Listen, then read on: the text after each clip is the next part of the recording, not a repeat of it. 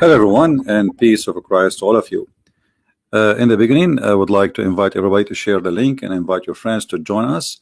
And please let us maintain a good language, and Muslims, Christians speak nicely. Remember, each one of you is supposedly trying to present himself as a person who present his belief. So those who use bad language, obviously, they are not a good people to present who they are, unless their religion is bad. So keep your mouth clean. Don't say bad words, and no violent or hateful word to anyone. And for sure, the admins feel free to ban, literally ban, anyone who uses a violent or hateful word against anyone. This is nothing personal. This is about religion, not about the people. So we are not here debating about Muslims. We are debating about Islam.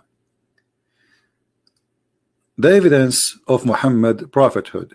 As you see, like the Muslim, they claim that Muhammad is the final prophet.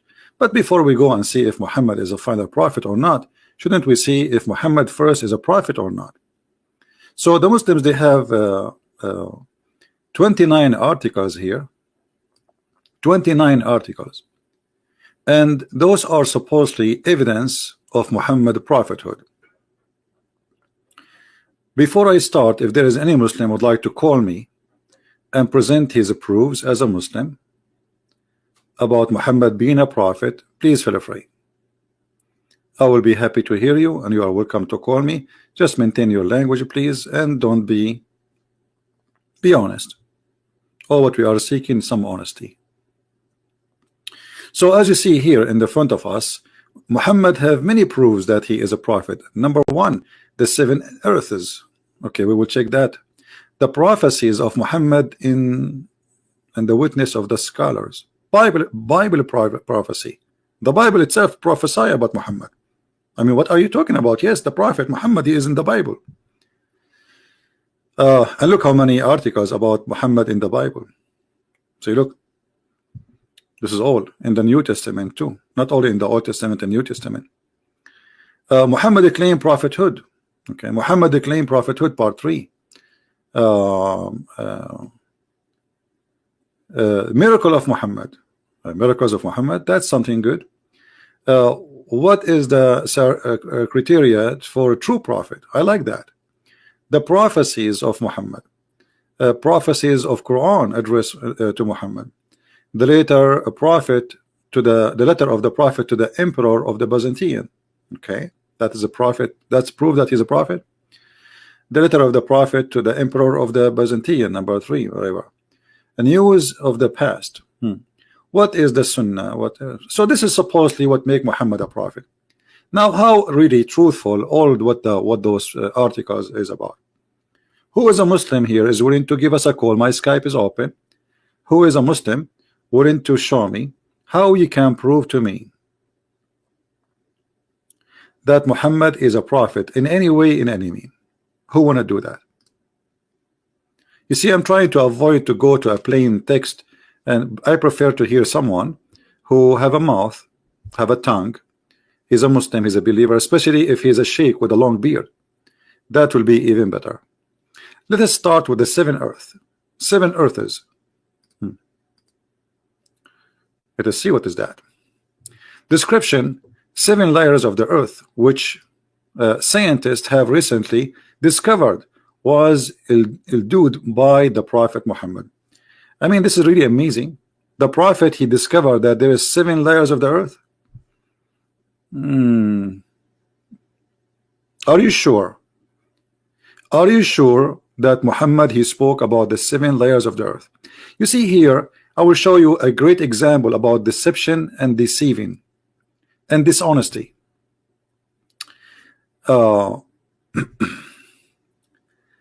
Whoever takes a piece of land of other unjustly, he will sing down the 7 earths on the day of resurrection.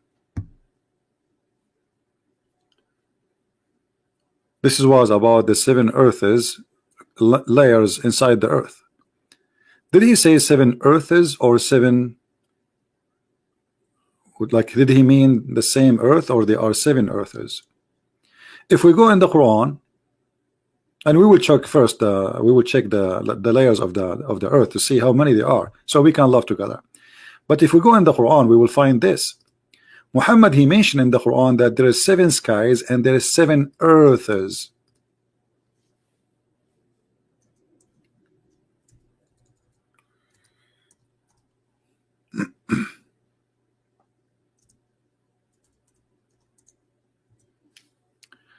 Hold on.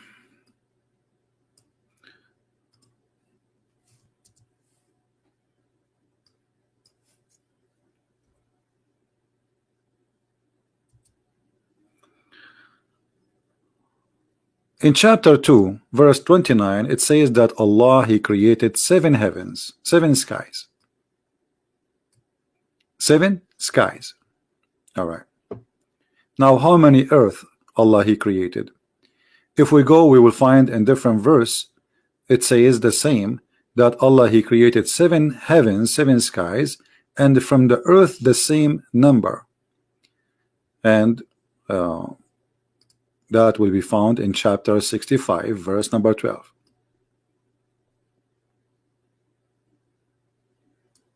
So what Muhammad, he spoke about, it was 7 earths. Not the earth have 7 layers. And those earths are lined up in the sky. And Allah will take you down to the lowest earth. So Muhammad here is not only proving to us that he is stealing from the Greek mythology, but he is a believer in the Greek mythology. The Greek, they have 7 planets. You can go and check the Greek mythology, and those are the one, like they call them by the names of their god. Every one of their god have a name of those planets, like Jupiter as an example, etc. So Muhammad, he adopt the same mythology, that there is 7 skies and there is 7 earth. It is he, Allah, it is Allah who created 7 heavens and the earth of like therefore. They are different earths and they are different heavens, 7 heavens, not the heaven is 7 layers, they are 7 heavens. And here you notice right away how the deception work. Now if we go and search about the layers of the earth, when the Muslim, they say that they discover 7 layers of the earth, right? And they are trying to make it like Muhammad, he spoke about that when Muhammad was speaking about 7 different planets and 7 different skies, and those are the creation of Allah, which means this is the whole universe. The whole universe is 7 earths and 7 heavens. This is what Allah created. That's it. There's no more. Which means Muhammad, he believed that the 7 planets which we see in the sky, they are all the creation of Allah. And you know, just to show you that this is not something we say, it is what the Muslim believe, we will go and see what the Muslim they say in their interpretation. Chapter 65, verse number 12. Let us go there. This is the Muslim website, as you see here. We don't do what the Muslims do, trying to explain our Bible up to them. No, we go and check what they themselves, their scholars, their tradition say about this verse, and whatever this the scholar says, then this is what it's meant. So God, it is He. It is who created 7 heavens, and that the earth is the like therefore. That to say, 7 earths. Do you see it? Do you see the deception?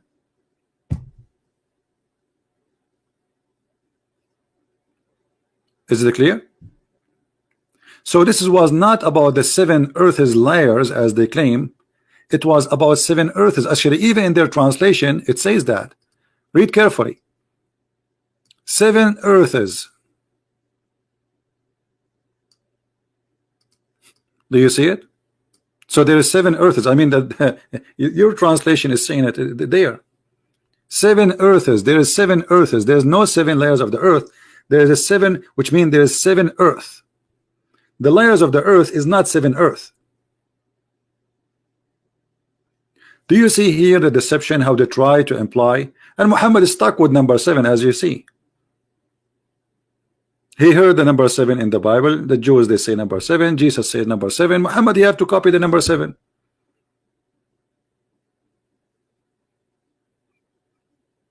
And this is why Muhammad in the hadith, he says that the one who eats 7 ajwa, no poison can destroy him or kill him.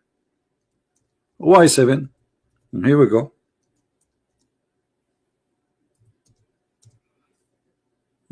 The power of number 7.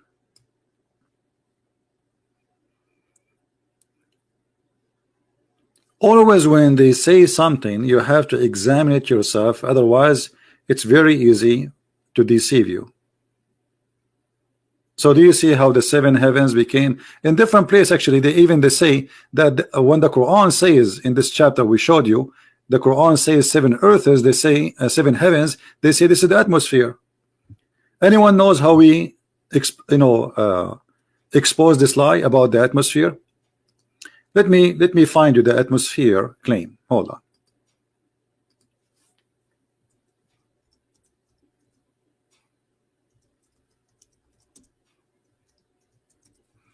So we can read together. Miracle in the Quran. The atmosphere. Okay, where is the atmosphere?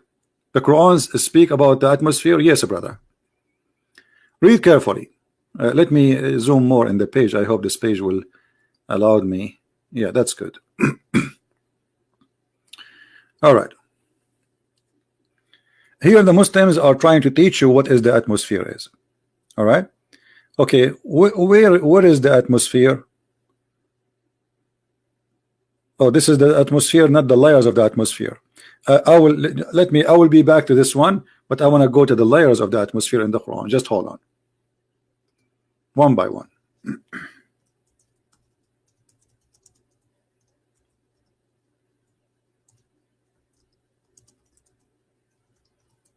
Because now we want the layers of the atmosphere in the Quran.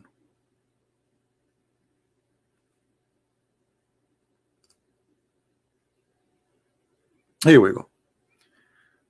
This is another example of deception and lies. Let us zoom in. The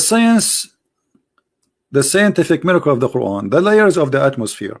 It is He who created everything on earth for you, and then He directed His attention to the heaven, and He arranged it into 7 regular heaven. His knowledge of all things. Chapter 2, verse 29. This is the Muslim translation, not mine, as it is in the website, as you see. Another verse. Then He turned to heaven when it was a smoke in 2 days, and He determined them as 7 heavens and revealed in every heaven its own mandate. Chapter 41, verse number 11 and 12, and this is the Muslim translation. And then if you go down, here we go, you have the atmosphere. The atmosphere is 7 layers, which is not really too much accurate, but we will let it go.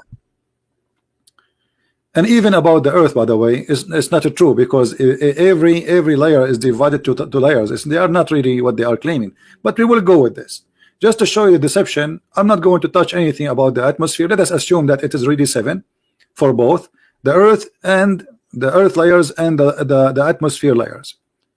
He revealed in every heaven its own mandate, and then the Muslims explain to you that here we go, there are 7 layers in the atmosphere. How we can get them busted? Anyone remember? Anyone remember how we can get this busted so easy, so fast? Who remember? Anyone? How we can prove that this is always a lie? Thank you, Greenbird. See, Greenbird is listening carefully. The Quran says that Allah, He put the stars in the lowest heaven of those 7 heavens. Allah, He put the stars.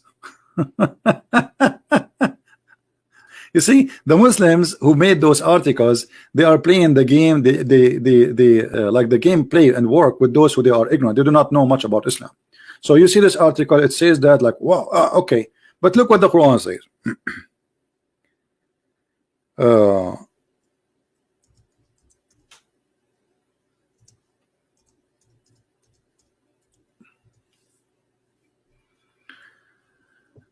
read carefully. The same chapter they are quoting for us. Actually, they did not quote this one to hide it. This is a chapter 67, verse number 5. And indeed, we adorned the lowest heaven with lamps. So if Allah said that He made 7 heavens, and then we find that the stars are located in the 7 heavens, and it is in the lowest one. Now, what does that mean? That means they are lying to us, because there is no stars inside the atmosphere. So obviously the Quran is speaking about something totally different. The Quran claims that there is 7 earths and 7 heavens, and in the lowest heaven there is only stars, and the rest there is none. And the stars, those are Allah, He created them as a decoration and to shoot the shaitan in his ass. Do you see it? What is the purpose of those stars? Read carefully. And we have made such a lamp as a missiles to drive away the shaitan. Why Allah saying to drive the shaitan away? Who remember? Let us see how many of you is doing his good homework. Who remember? Why Allah is shooting shaitan in his ass by the stars? Anyone remember?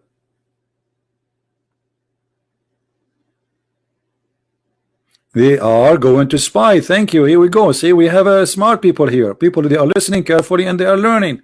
Thank you. So the shaitan, according to the Quran, he tried to spy at Allah.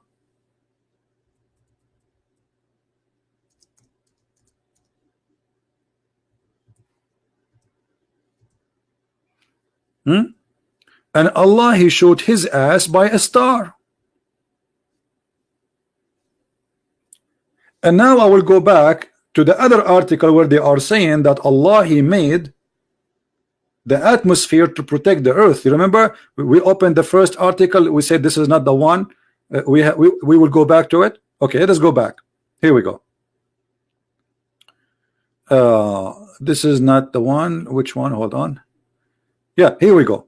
Look, here they say to us in chapter 21, verse number 30, Allah, He made the sky protected roof.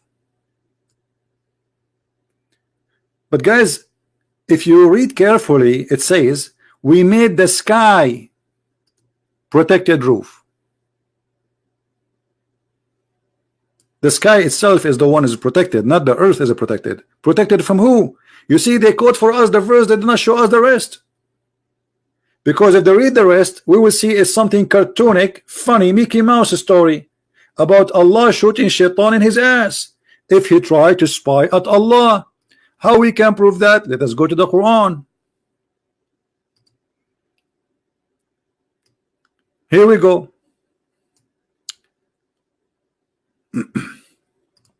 Indeed, we have put the biggest stars in the heaven, and we will beautify it for beholder, and we have guarded it. Which one? The lowest heaven. Do you see? This is the Muslim translation, not my translation. The near heaven, the one most close to us, from every outcast shaitan, except him, devil, that gains herein by stealing. He pursued by a clear flaming fire. Star Wars, George Bush. The Star War of Allah. And shaitan like, I look, you mean shaitan? You know, shaitan is calling his friends. Mayday, I got injured. Allah, He shot me in the ass. Mayday, like what the heck? This is religion and this is science. So they try to make it about atmosphere when the fact it's a cartoon. Shaitan, he tried to spy at Allah. Shaitan live in the earth. Shaitan, he go in the space. The second he go out, Allah shot him by a star. And this is how Muhammad, he explained what he see in the sky in the desert, that there's a stars is coming. He think it's a real star coming, but this is not. This is a meteor. So Muhammad, he thought that those meteor is Allah shooting the ass of the devil. So do you see how they make their cartoon a science? Do you see how they fabricate and they flip the truth upside down? This is the science, and this is the proof that Muhammad is a prophet. And not only that, actually the verse after it says Allah, he made the earth as a flat. وَالْأَرْضُ مَدَدْنَاهَا وَأَلْقَيْنَا فِيهَا رَوَاسِي. What does that mean? Allah, he made the earth flat, and he placed in the top of it mountains. Like, hold on, the God of the Quran, he think that he made the earth flat, and not only that, he think that the mountains are special kind of stones Allah, he placed on the top of the earth.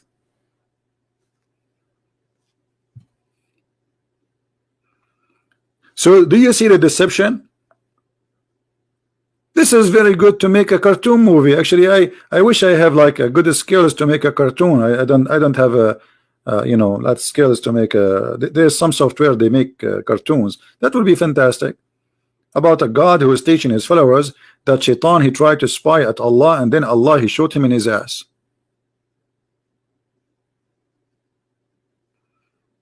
And actually, this is why I did not go right. I mean, I was thinking to go last weekend to the sky, but I said to myself, what about Allah? He shot me, you know, especially after waiting for more than a year saving money. I bought a new jeans. I don't want to burn that jeans. I wish I saved the old jeans, but it ripped off. So now I have to wait until this jeans is going to be damaged, and then I can risk it. So do you see how they fabricate science to make you believe that the Quran is a book of science and Muhammad must be a prophet? My friend, this is a cartoon.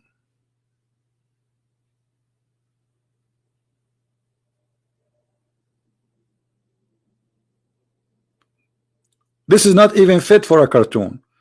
Once I was speaking to a girl, she is like 6-7 years old. You know, we saw a broom.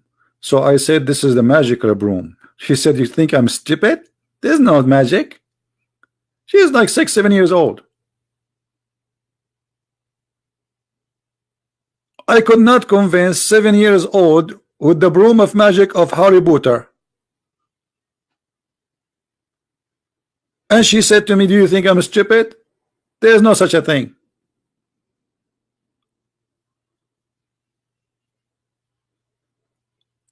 So you want to convince who that this is a prophet of God who speak about science? Who is a Muslim who truly believe in what we see in front of us, that Shaitan, he tried to steal information from Allah, and Allah, he shot his bum? Yeah, absolutely. Allah is holding the sky from holding us. Allah not only holding the sky from holding from failing us. The Quranic claim. What is holding the birds from falling on us? Who knows? What is holding the birds from falling on us? Anyone knows?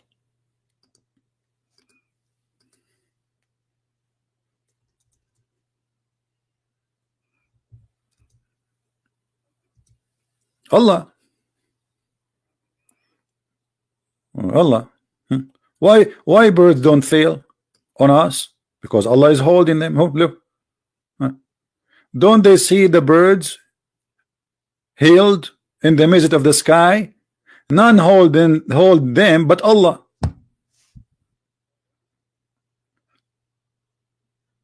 Do you see it? So question, who is the one is holding F-16 in the sky? Allah. Okay, F-35, Allah. The MiG, Allah. The Russian airplanes, Allah. Okay, Rafale, the French one, Allah. Who is the one is holding Boeing 777 in the sky? Allah. It's not the engine. Forget about the engine. There's no need for engine. It's Allah is holding it.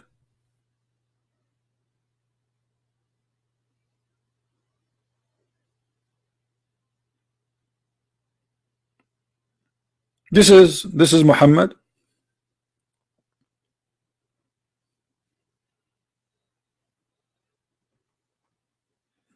And the funny, the Muslim, when they translate, like here Allah says, and Allah is the one who brought you out from your mother's stomach. The Quran translated as womb, but the word in Arabic is button. How the word button became a womb? Button is either the stomach or the belly. So you notice here that they are trying their best to fool you. You see what is making this disgusting? There is no honesty. Deception is allowed. Not only allowed, it's encouraged. Because all what we saw until now, which is trying to prove to us that Muhammad is a prophet, is far away from what Muhammad said, from what Muhammad meant. And now look, like they start giving you numbers. The soiled inner core of the earth is 1.7%, blah blah blah blah. What would this have to do with the?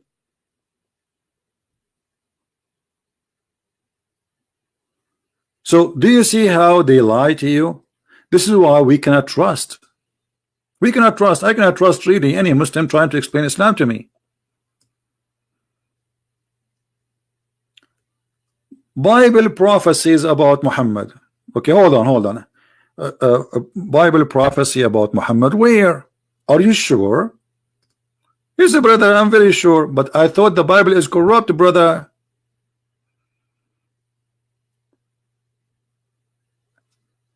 Look here.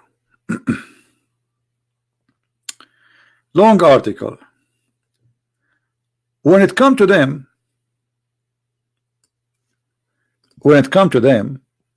a book, the Quran, from Allah, not from God, confirming that which was with them. Look at the first translation. It says what is with them, not was with them. Okay, and what is the prophecy about your prophet in the Bible? I don't see it. Where? Anyone? Show textual variation. What is that? Where is the prophecy about your prophet? I will read it. I don't see anything. Nothing. What version? Your prophet cannot be found in any of our Bible except when the Bible speak about evil and false prophets. There is a very easy way according to the Bible to find out if somebody he is a prophet or not. A prophet who speak in the name of other God, and Muhammad he spoke in the name of other God. Allah is not the God of the Christians or the Jews. Some they will say, oh, Christian Bibles they are using in the Middle East in the Arabic translation the word Allah, but this is a false translation, my friend. Allah is not our God, and I am an Arab. Allah is the pagan God of the Arab, the desert. And this God exists long before Muhammad. We have a Muslim here, his name Mirza. Mirza saying in Isaiah 42. Okay, I will show you Mr. Mirza. You can call me Mr. Mirza if you want. So you can read for us Isaiah 42, and so we can see if this is true or not. And here we will show you a great example about how Muslims are being deceived by their own people. The first one who deceive Muslims is Muslims. So this spread the news saying, okay, Muhammad is in Isaiah 42. Did you read Isaiah 42? Did you read it? I'm sure you did not. Because if you read Isaiah 42, my friend, and let me play the audio of Isaiah 42 so everybody can see that this is nothing but a comedy, cannot be true. Obviously Muslims are not reading their books, and they are not reading our book. Isaiah 42. Behold my servant whom I uphold, mine elect in whom my soul delighteth. I have put my spirit upon him. He shall bring forth judgment to the Gentiles. He shall not cry, nor lift up, nor cause his voice to be heard in the street. So who is the one who say Allahu Akbar, scream so you can terrify the infidels? The one who scream left and right, kill them wherever you find them.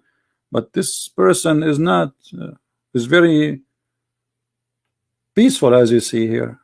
Even his voice. Continue. A bruised reed shall he not break, and the smoking flax. How many human being their neck he cut? How many human being Muhammad their neck he cut? How many hands? How many fingers? How many feet? How many women he raped? How many trees he burned? Let me show you. You see here, we don't like to talk before we continue.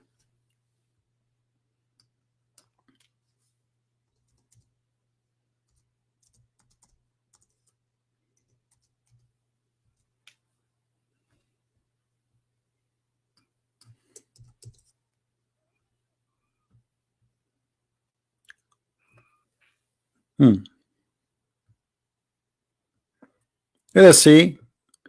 This is your prophet. Is that your prophet or my prophet? The prophet, after he killed the Jewish tribes, he not only he killed them, he dig in their graves and he burned their trees. And he cut it down. But we just heard that this person, he will not even cut a tree. Are you there, Mr. Mirza? Mr. Mirza, how are you? Are you there? And the Muslims, they have videos about the prophet. He was a go green. The prophet, he forbid Muslims from cutting grass and cutting trees, brother. The prophet was burning towns, burning houses, burning even trees, and even he dig in their graves. Anyone knows why he dig in their graves? Why somebody will dig in the grave of somebody?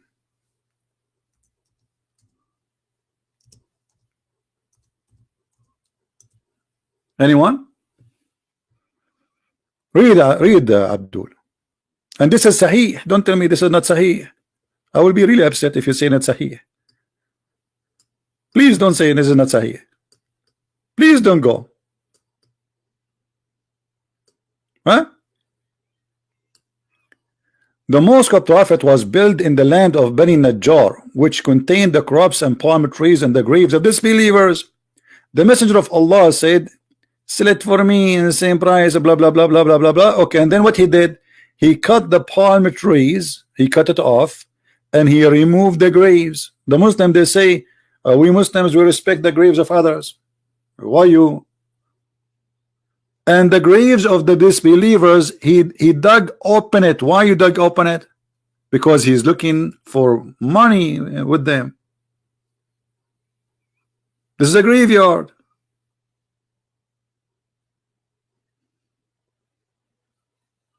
People, they bury with them their expensive stuff. The family members, they leave with them, like he have a golden knife, they leave it with him. This is his knife.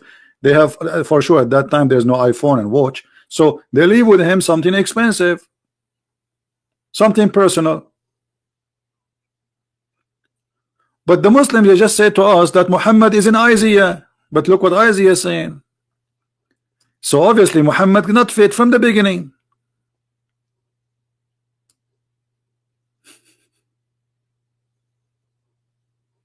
You see? You see how easy to prove the lies?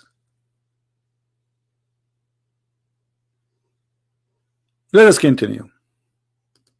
Shall he not quench? He shall bring forth judgment unto truth.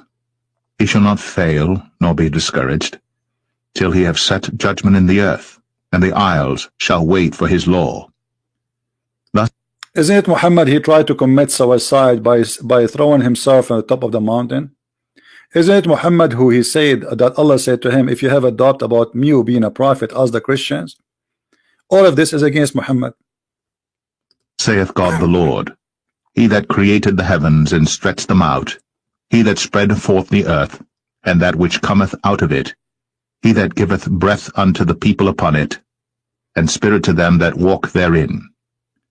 I the Lord have called thee in righteousness, and will hold thine hand, and will keep thee, and give thee for a covenant of the people, for a light of the Gentiles, to open the blind eyes, to bring out the prisoners from the prison, and them that sit in Muhammad he brought out from prison, or Muhammad he put people in prison. I mean, this is really a stupid thing. And then they will say to you, let us continue. darkness out of the prison house. I am the Lord, that is my name, and my glory will I not give to another, neither my praise to graven images.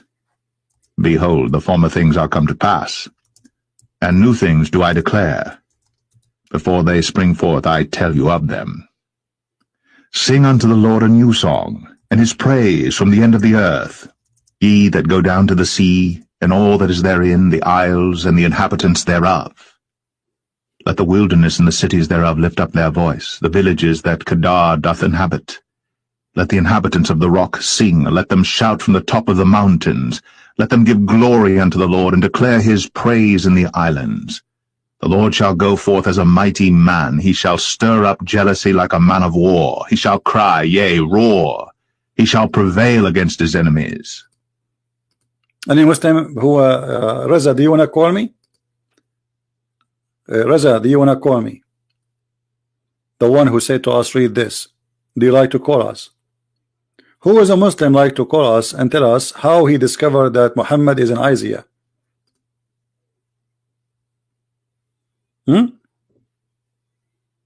Anyone?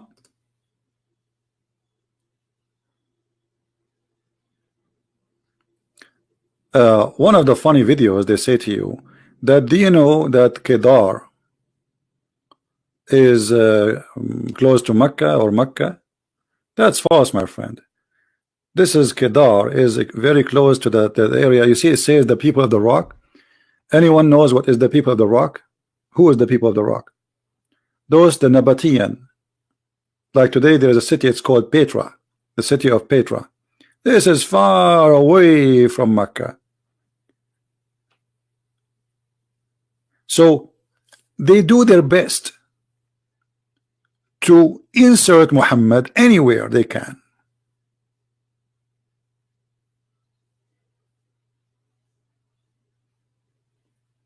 They are so desperate.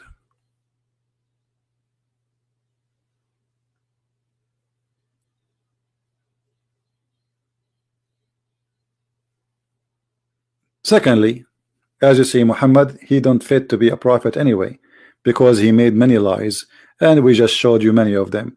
That the stars are in the lowest heaven, and Allah, he showed the star in the shoot Shaitan when he tried to go out of the heaven. And this is his explanation for what we see of shooting stars. He think they are really stars, and he think those are the stars which Allah, he made them to guard the sky. Any Muslim have anything to say?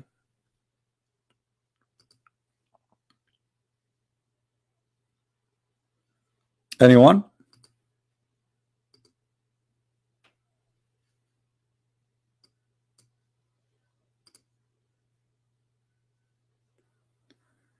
Can you put English translation?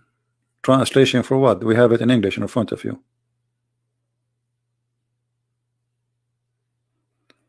Any Muslim have any argument? You see, I want to give you a chance to prove me wrong. Any Muslim have something to say?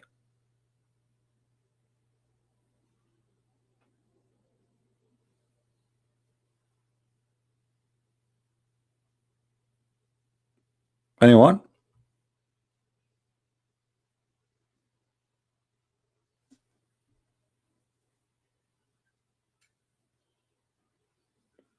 Where is the Muslims? So look what happened. They could not prove their prophet to be a prophet from their books. They are trying to prove Muhammad is a prophet in our book. And how you know that this is Muhammad? How you know that this is Muhammad? Is that because he broke no branches? When we showed you that he not only he break branches, he break the necks of people. He's a criminal. He's a rapist.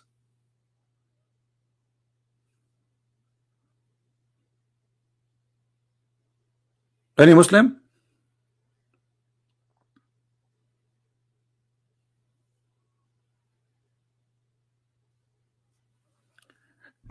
Mr. Justice, he is saying you are desperate to disapprove Islam. There is 18 prophecies about Muhammad. Okay, why you don't call me and show me the 18 prophecies so that we can enjoy it together? Guys, do you think Mr. Justice, he is brave enough to call us and show us the 18 prophecies about your prophet? And before you go and show me the 18 prophecy of your prophet, how your prophet, he says such a stupid thing in the Quran, that shaitan, Allah will shoot him in his ass if he try to spy at Allah. This is what the prophet do. So let us say there's a prophecy, is the Muslim trying to find it in the Bible, and it is about their prophet as they claim.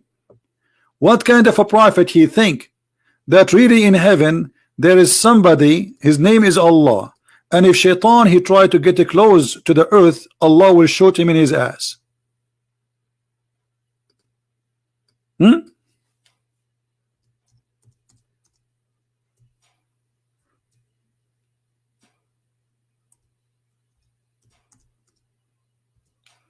Any Muslim?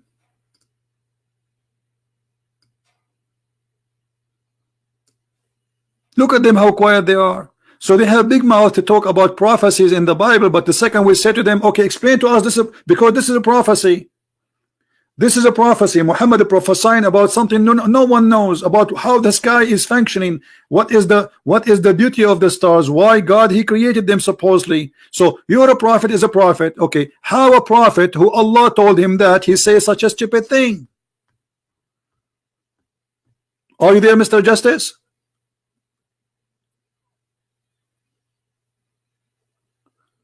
And what kind of shaitan Allah is going to shoot him? The shaitan who steal information from Allah. Well, how shaitan can spy at Allah?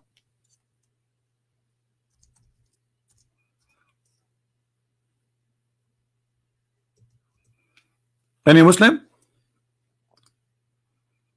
This is religion and this is God. Indeed we have, but by the way, it doesn't say the biggest stars. That's false. This doesn't say big stars. Burujan, you know, the Buruj, what they call them in English, like somebody is the zodiac. You know zodiac? You know what the zodiac? Right?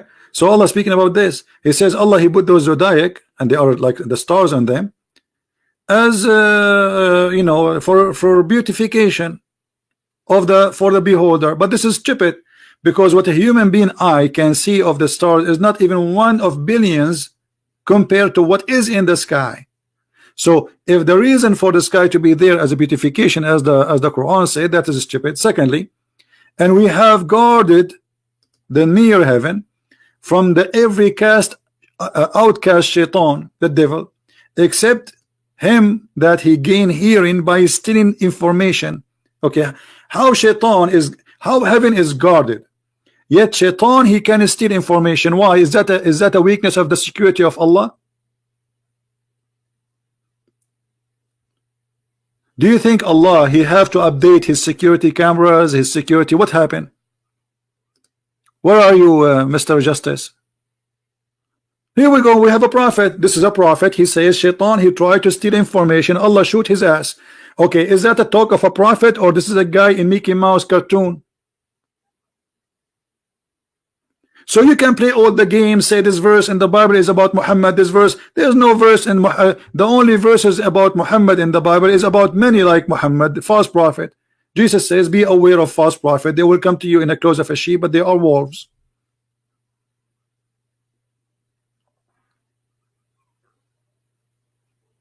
Where are you, Mr. Justice? Are you there? A prophet who give false prophecy is a false prophet. This is a false prophecy. Who here from the Muslims agree that Allah he shoot shaitan, and this is what the stars we see in the sky for? Who is a Muslim agree with this? Who is a brave Muslim? He say I agree. Malik Hassan Ahsan Ali, how are you, Mr. Malik? What Malik, what do you want? Chapter 16, 7 to 8, 17, 18, what is that?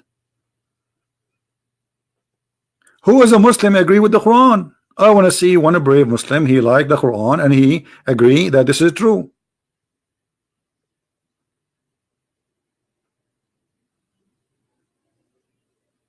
Anyone? So none of you agree?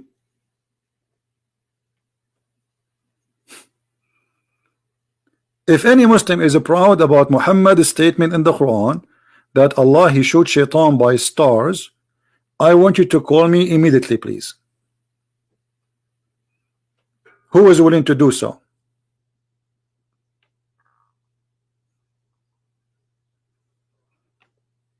Anyone? And look, all the Muslims, they are now quiet. So what happened to Muhammad in the Bible? So the Muhammad, the one in the Bible, he says this.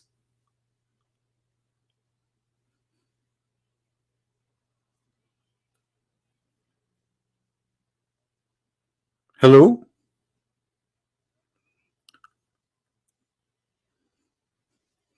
Hello? Guys, I want to tell you a story, but this is between us. But please don't tell anyone. You see, like, I have a special connection with Shaitan, because the Muslims, they say that Christian prince, he is supported by Shaitan. So Shaitan informed me, brother, a Muslim record this, that last time he tried to spy at Allah. So he got like 50% of his hard drive. And he got the pictures of the 3 daughters of Allah. And in his way, Allah showed his ass. And the friend, the brother Shaitan, he went to the special hospital, because he was really burned badly. But thanks to Allah, he survived, because looked like the Allah weapon is not really working good. When Shaitan he steal information, do Allah kill him or just burn his ass? Well, he stole the information already. So what kind of security he have?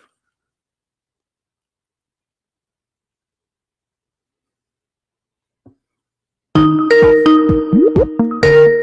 have a caller. Let's see. Yeah, how are you, Abbas? Yeah, hello.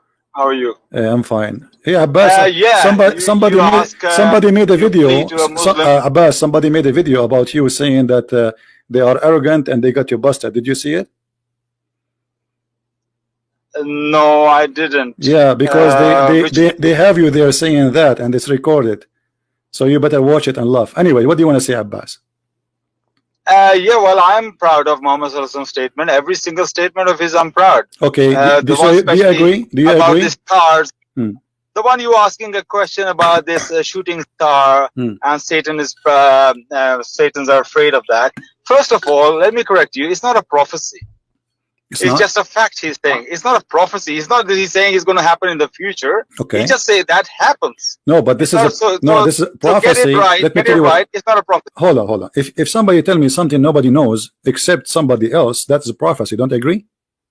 No, it's not prophecy. It's just a fact. No. Nobody knows that fact, but it's somebody's telling you. Thank you. This So prophecy is not necessarily is about something will happen. The prophecy is about something unknown to a human being, except by God telling a prophet what it is. So this is a prophecy about what does happen in the sky. Now, let me ask you now. You are saying that Allah he shoot Shaitan by a star. How you say you are proud about that? First of all, you're wrong again. Prophecy is something which happened in the future, and you're telling people that's going to happen. Prophecy is not what happened in the past and what's happening right now. That's not prophecy. That's just a fact which people don't know. So get your facts right. So this is not. My English is bad. So is it okay? Really poor. Prophecy, according to Abbas, is a fact. It's not a fact nobody knows. So this is what we call it. What we call it now? No. I say prophecy is something which is going to happen in future. Okay, no problem. And somebody's telling in advance. Okay, so get your facts right. Okay, let me ask even you. If it's so wrong, did Shaitan already? Did Shaitan already? If it's wrong, hold on. Did Shaitan already try to spy, or this is in the future? Shaitan is doing it all the time. Shaitan is doing it from the time immemorial. Okay, so how come Shaitan is doing it all the time and Shaitan don't die? No, what is saying that the shooting stars are to scare them. So Satan scare them. Okay, hold on. First of all, where is the shooting stars? Where is the shooting stars? Where it says shooting stars? They are in the space, of course. The shooting stars are here. It says stars, not shooting stars. Shooting stars are meteor.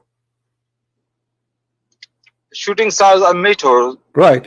But this is not meteor, those are stars. No. Shooting stars are not meteor. So what they What are? are you talking about? So what they are? Not shooting stars, they are just stars. They just go around in the galaxy in a very high speed. Okay, no. We are talking about. Let me make it clear for you. Maybe you are confused. Muhammad is talking. Muhammad is talking about Shaitan. Shaitan, he live in the earth. So Muhammad, he sees something in the sky falling down, and that for him is a shooting star. This is what? No. The Satan and those okay, spirits. Let me. They can travel. You know, Abbas, you force me always. They can travel out in the space. Okay. And now you have. So what it is? So what it is? Is it a star or not? Are you going to let me speak or not? Is it a star or not? You are like a kid, you know. Well, you don't let us see who's the kid. Is it a star or not? What? Well, yeah, it is a star, yeah. Okay. And shooting star. So, but Shaitan, he live inside the earth. How Allah he shoot Shaitan, who live inside the zone of the earth? He cannot leave the zone of the earth. How he shoot him without destroying the earth? It's a star. Do you know how big the star? Okay, hang on a minute. You say Shaitan live in the earth, yeah? Yes. What is the address? Give me his address. Well, don't you Muslims, you go throw 7 stones to the house of Shaitan in the Kaaba? Give me his address. Give me his address. Now Christopher is going to give us address. Listen. You see, here we go. Abbas is playing as a kid. Give me the address. You're being silly. You give me the address because it's you Muhammad. It's you Muhammad. Hold on. Let me put the picture of the house of Shaitan next to the Kaaba in Islam. This is not in my religion. In your religion, Shaitan is living in Mecca. Is that true or not? Oh, I see. Like your God live in the answer. Don't answer. Don't play games. Do you Muslims throw 7 rocks at the house of Shaitan in Mecca? Yes or no? That's just a monument. It's just for the remembrance what Abraham did. What Abraham did? So there is no Shaitan. Satan is everywhere. He can be everywhere. Okay, hold on. Hold on. So you are saying to me that Abraham he throw rocks at the Shaitan there? That time Satan appeared to him. In that place. Okay, let us say Shaitan he appeared to him in that place. Why you Muslims? Why he appear in the same city of Allah, the city of Allah, in the holy city? What Satan is not bound not to. You know, even in the Kaaba, in the middle of the Kaaba, people still there are signs there that be careful of thieves. Okay, listen. Let us go to your request. Let us go to your request. You are the one who says to me, Shaitan is in the earth. Give me his address. You said to me, give me his address. Let me ask you, is Shaitan is in the earth or not? Satan can be everywhere. Okay, can he be out of the earth? Can he be out of the earth?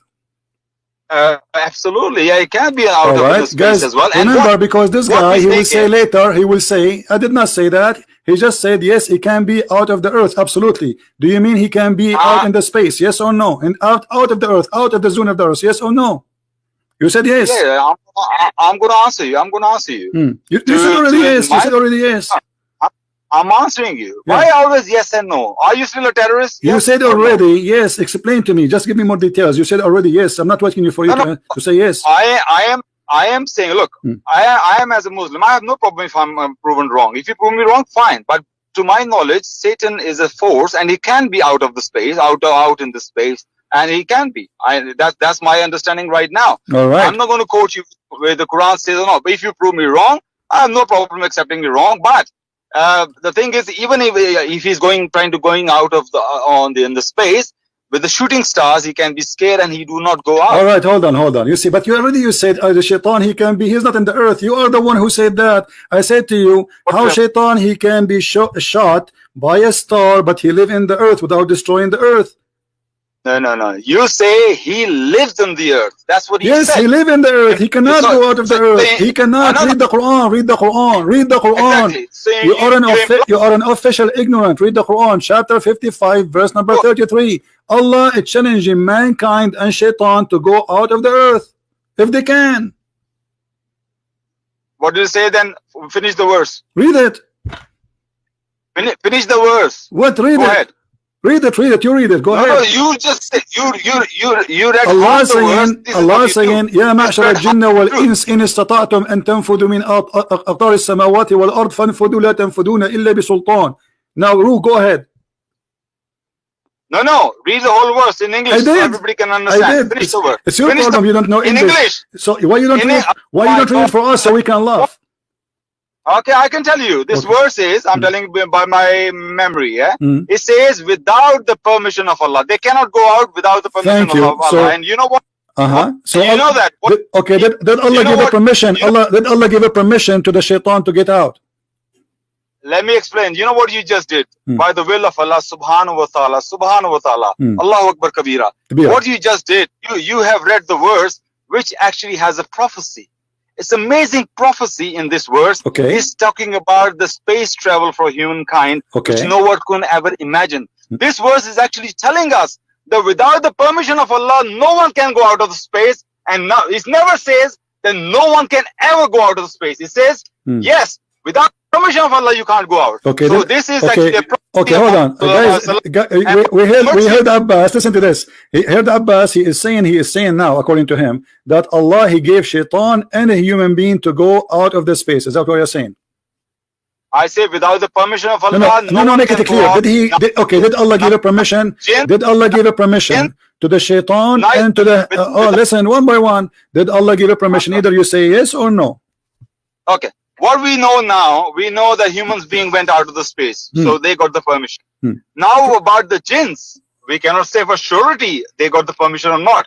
But even if they go out in the space, can they go out as far as to know what the Quran is and where the angels are above the second heaven or the third heaven? Let me expose you, Abdul. Where the revelations are. Let me expose you, Abdul. You are an ignorant as usual. The verse after it says, if you try to do so, Allah will shoot your ass by fire and by copper. Read it. No. It didn't say ass. Wait, why are you putting words in the Quran? Not ass, so what? Shoot him where? Just read the verse. Okay, here we go. You said to me, yes, Allah, he gave a permission to the man and to the genie. And the proof, according to you, already a human being went out of the space. But Allah saying, if you try to do that, Allah will send against you both smokeless fire, flame of fire, molten brass of copper, and he will burn you. So why you are lying? Read the verse. Read the verse. It's in the front of you. Stop saying to me, read the verse. I am not on YouTube. I'm not watching YouTube. Okay. No problem. Open chapter 5, verse number 35. Chapter 5, you say, or 55. Chapter 55, verse number 35. Okay. Just give me a minute. There are many prophecies of Muhammad. Deuteronomy 18 is full of that. No problem. Here we go. Focus on the prophecy which Muhammad, he said from his mouth, not somebody else. Stop playing games. Now you said, everybody heard you, that yes, it's proving that a human being was able to go out of the zone of the earth. And obviously that's mean Allah, he gave him permission. But Allah saying, you cannot go out, and if you try to do so, Allah will shoot your ass by smokeless flames, which mean very, very hot flame of fire, and molten brass of copper, and he will destroy you. Okay, I'll read it. So 55:33 was the first one about 55:35 now, yeah. Yeah, 55:33 was a space travel prophecy. I'm going to read. Yeah, keep laughing like that. Oh company of, I'm reading the context now, okay? Oh company of jinn and men, if you have the power to go beyond the bounds of the heavens and the earth, go beyond them.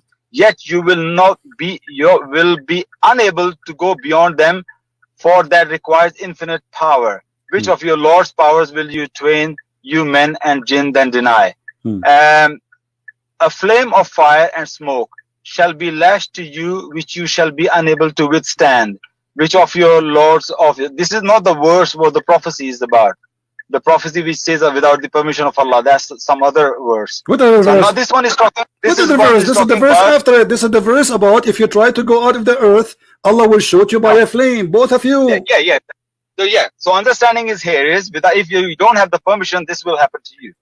If you don't have a permission, no, he is saying you don't have a permission. Okay, let me get you busted in front of everybody. Which scholar you agree to read the interpretation of this verse? No. This is not the verse of the prophecy. Listen. No, this is the verse of the prophecy, because you said that this is about a travel future for space, right?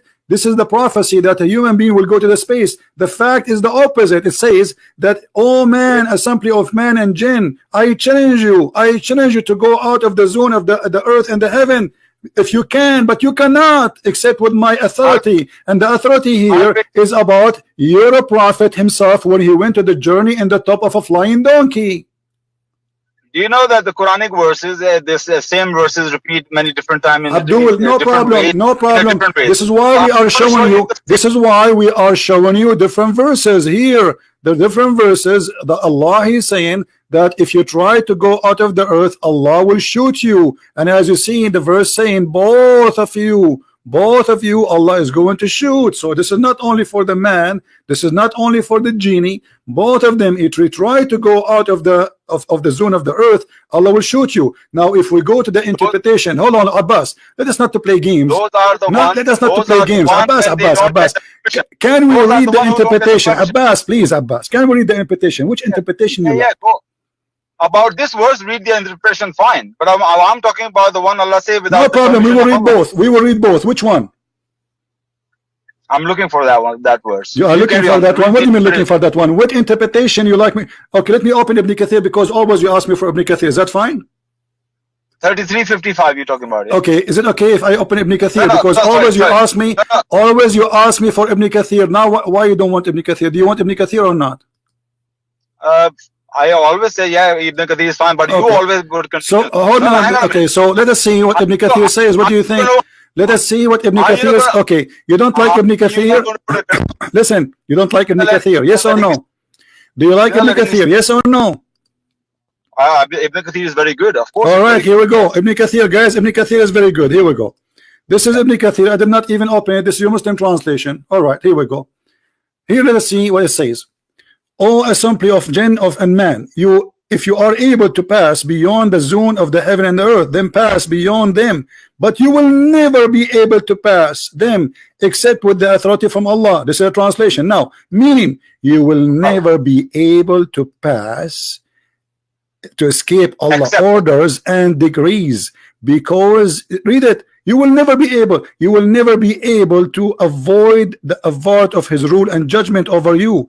You are surrounded by whatever you may be. And also this is gathering when the angel compromising 7, and then he says illa bi sultan. Let's read what you are saying here. Except with the authority, meaning except by the command from Allah. So Allah have to give a command. Okay, hold on. On that day man will say, where is the refuge to flee? No, there is no refuge into the Lord of Allah. So nobody will be able to refuge, no one, no exception. And here it says, he continue, and those who they earned, yursilu alaykum shawadun min nar, there will be sent against you both shawaz of nar, which mean like a very hot fire, made from copper, and you will not be able to defend yourself. Ali ibn Abi Taha reported from Ibn Abbas that shawaz is a flame of fire, and then he says it's the flame from above the fire below the smoke. And then he says, we continue, and even he will use copper. Abu Talha, he reported that the smoke of fire similar reported to Abu Talha, blah blah blah blah. Jabir said that the Arab used to call smoke fire. Smoke is called fire. Remember that, because we will talk about it later. So now look, and you will never be victorious. So Allah never allowed anyone to go out of the zone of the earth. Is that it? Yeah, this is the tafsir in front of you. You just waffle a lot, you know that. You just waffle and waffle well, and waffle. Do you see here? Anyone? Does it say that you will not be able to escape Allah? So when it says without the permission of Allah, what that means? Okay, who is the one? Never, okay, did Allah? Never, okay, did Allah give a permission? Allah gave a permission only to His prophets to go to heaven, and He named only Jesus and Muhammad. Yes or no? Is that the tafsir says that? Okay, I will show you the tafsir saying that. I'm asking you, say yes or no. Challenge me. Show me. No, no, and no. Allah did come to give permission to human beings to go in the space as well. But what you Allah, He gave a permission to human being to go in the space. Where we can find that? That's why we understand. This is the prediction. Allah is telling. Look, the Muhammad 1400 years ago, talking to the Bedouins, the Arabs, the one camel herders. They could not even possibly imagine to go into the space. Go into space. They couldn't even imagine to fly. Okay. So what Muhammad is saying here, he should have just said to them, no one can go, and everybody will believe. Of course, it's impossible. But he didn't say that. No, he didn't say that because he told them already. Because he told them already. He took a flying donkey and he went to heaven. Because if nobody can go, that's mean himself he cannot go.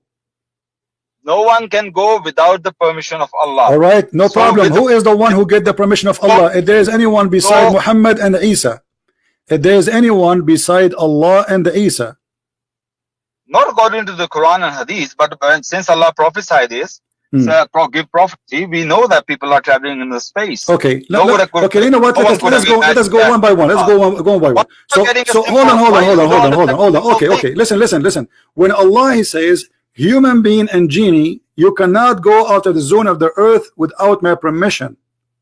Isn't it Allah? Isn't it Allah? Hold on. Isn't it Allah who orders shaitan and genie to go down to earth, and he says to them, "Do you stay there forever?" Look, we still stay here. Humans are still staying here, but we travel in the space. We travel in the space. So Allah, that's mean Allah. Okay, hold on. Okay. Hold on. When Allah he said to Shaitan and to Adam, get down. Yeah. Get down where? That's you going some different topic now. I can No. I'm not getting different topic. He told them get down. Get down where? Okay, now there are difference of opinion. Some Muslims do believe, actually majority of Muslims, they do believe they were in paradise, and from paradise come down to the earth. Okay. But there is another thought. When Allah he said to them, you go down to the earth, is that a penalty? Is that a penalty or reward? So there is no other earth. Okay, Allah said to them, get down. Did he say to them another place in the Quran, get up? I haven't finished. I am of the opinion which is the other opinion. Don't tell me other opinion. Tell me your opinion, my friend. You are the scholar here. You are the big scholar. No. Tell me your opinion. Don't play the game of different opinion. This is what the Muslims they do. They start to confuse you. There's many different opinions. There is many opinion. Tell me the opinion which is convincing for you. Don't tell me different opinion. Allah he told Adam and Shaitan and Eve to get down. Did Allah ever say to them get up? So this was a penalty. If you let me answer, can I answer? Okay. You just so desperate to win, isn't it? We are winning always. People are laughing. People are dying at you laughing. You are saying that Allah, when He challenged people to go out of the zone of the earth, this is a prophecy about a space trip. When the fact He's saying the opposite. And if they try to go, Allah will shoot their ass, both of them. The verse after it says right away in the front of your eyes that it says both of you. If you try to go out of the zone of the earth, Allah will shoot you. Does it say both or it say one? Okay. I follow the opinion that it was not paradise where they came down from. They were still they're already on the earth, but they were up in the gardens. Okay, hold on, guys. Did this guy he said that the heaven of Allah was in the earth? That place where they were gardens, where they were, because paradise not necessarily mean heaven. Okay, paradise could be the place of beauty. Place, a very nice place, high garden. So I am of the opinion they were on the earth at that time when Allah said get down from here. Which scholar agree with this? Which scholar agree with me? Well, I think if I'm not wrong, I think Maududi has this kind of explanation. Maududi. Who's Maududi? Maududi is a scholar. No. Maududi is a scholar. Don't quote me on that. Maududi is a scholar. Maududi is a scholar. Maududi has a very good student called Listen, Abdul, listen. Let me ask you. If I show you your prophet saying the opposite, that heaven was in heaven and it's not in the earth, are you going to follow Maududi or you follow your prophet? I follow my prophet, of course. Okay, so how come you quote for me the Maududi? Are you saying to me you are an ignorant idiot? That's why I give you two. Are you saying to me you are an ignorant idiot? You heard about Maududi. You heard about Maududi, what he explained this verse, but you did not hear about your prophet? That particular hadith probably I don't know, but anyway. No. I'm not asking you about the particular hadith because you are reading the interpretation, right? So the interpretation of Maududi is based on what? He was with the prophet, he knew what the Quran is saying, without what?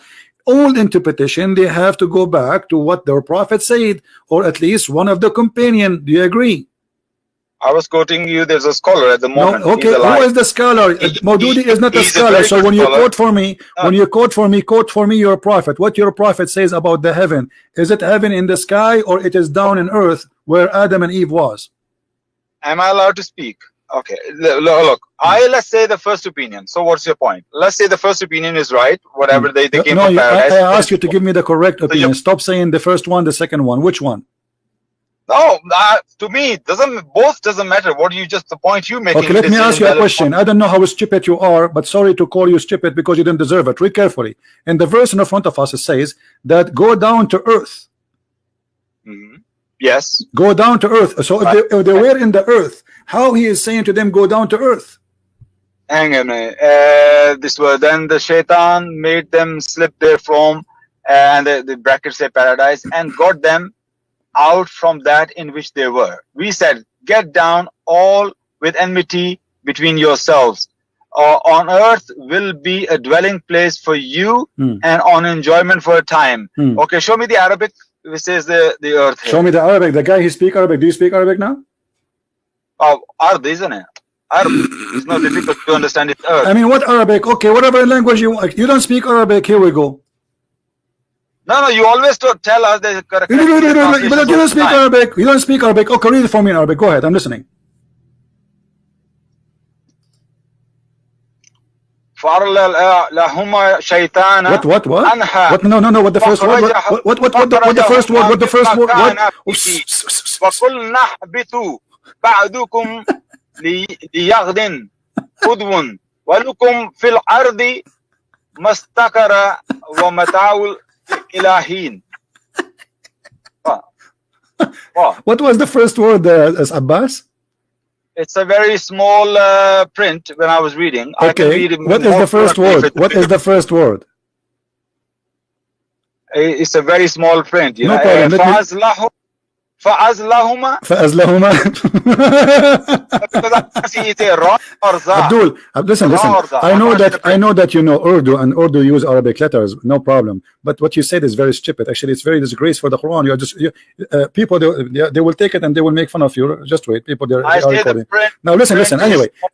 Now after you did read, and you don't speak Arabic, what you get from this? I mean, you don't speak Arabic. So why you are saying to me, show me the Arabic? I mean, how stupid what you just did? Earth. No, because the point you make, they're talking about earth. Fil Arab in front of you. Fil Arab. Let me teach you how to read it. فأزلهما الشيطان عنها فأخرجهما مما كان فيه وقلنا اهبطوا بعضكم لبعض عدو ولكم في الأرض مستقر ومتاع إلى حين. Okay, I'll buy you ice cream now. You do it better. So now does it say that you will go down to earth? Yeah, I did say the show me the word. So why you quote for me the stupid Maududi claiming, as you claim, that he said that heaven was not in heaven, it was in the earth. If Allah in the same verse saying, get down to the earth. Okay, it doesn't say get down to the earth. It says that. Don't be stupid. Read it properly. It says get you down. Okay, get down to where? Okay, get down where? Then no. Then the word, then is another statement change. He says on earth will be a dwelling place for you. Correct. And an enjoyment for a correct. Time. Get down to the earth where you will live. It's not say as you're saying get down. Okay, let us see. Okay, let us see Abbas trying to defend his stupidity. Chapter 2, verse number 36. Hold on, Abbas. Let me. You will leave today, and you have tons of injuries. Here we go. This is Ibn Kathir. Ibn Kathir. He is going to make everybody laugh at you. I want you to stop right now. Abdul, stop. Hold on, stop. No.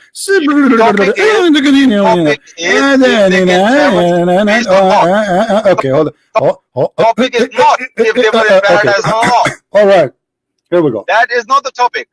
You're changing the topic right now. No, I'm not changing the topic. I'm not changing the topic. Allah He sent. You see, I'm getting you busted. Allah He sent Adam and Eve and Shaitan to live until judgment day on earth. So how they will get out? Okay, that's the question now. Look, We humans are still traveling in space, but we're living on Earth. Who say we are not living on Abdul, Earth? it doesn't matter. It doesn't matter. Your God Allah, your God Allah, He said, you will not be able to go out of the zone of the earth without His permission. When the permission will be? In the judgment day. Either in the judgment day, or Allah, He have exception for His prophet. As an example, He took Muhammad in the top of a flying mule. It's called al-buraq. This is the exception. This is the authority of Allah. Yeah. So what you are saying that Allah, after He sent Adam and Eve, He gave another permission that a human and shaitan can leave the earth, when the fact is totally the opposite. That's why I'm showing you this verse, to make you connect the dots, so you might learn something, make you smarter. But you don't want to learn to be smart. The verse in the front of us saying, if you can go out of the zone of the earth, you cannot. I challenge you. And nobody can leave without permission of Allah. But Allah never gave a permission. And the proof, Allah, He gave order to the shaitan and to the human to go down to the earth, and they will not leave unless he is a prophet. Allah asked for him, as what happened to Muhammad or to Isa, who is right now in heaven supposedly. This is the authority. And then He continues saying, and if you try to go, Allah will send against you fire, and He will burn you, and you will not be able to defend yourself. May I? Okay, I'll refute you. First of all, I don't know why every time I call you, you get personal with me. It's like I'm talking to my ex-employee, a very angry ex-employee, always attacking me for no reason. Secondly, you make a claim that the Quran is saying that you will only go out of the heavens on the day of judgment. That's what you make a claim. I'll challenge you to show me any even tafsir which says only on the day of judgment we will go out of the heaven, and not before that. All right. Show me even a tafsir. Okay, guys, did he say show me any tafsir? So if I show you, you will concede and you will say you are ignorant? Yeah, absolutely, I will. But do you know what I'm asking you? No. You just told me what you asked me. Show me any tafsir says that only. No, I said to you, only prophets of God, they get permission. Did I say that or not?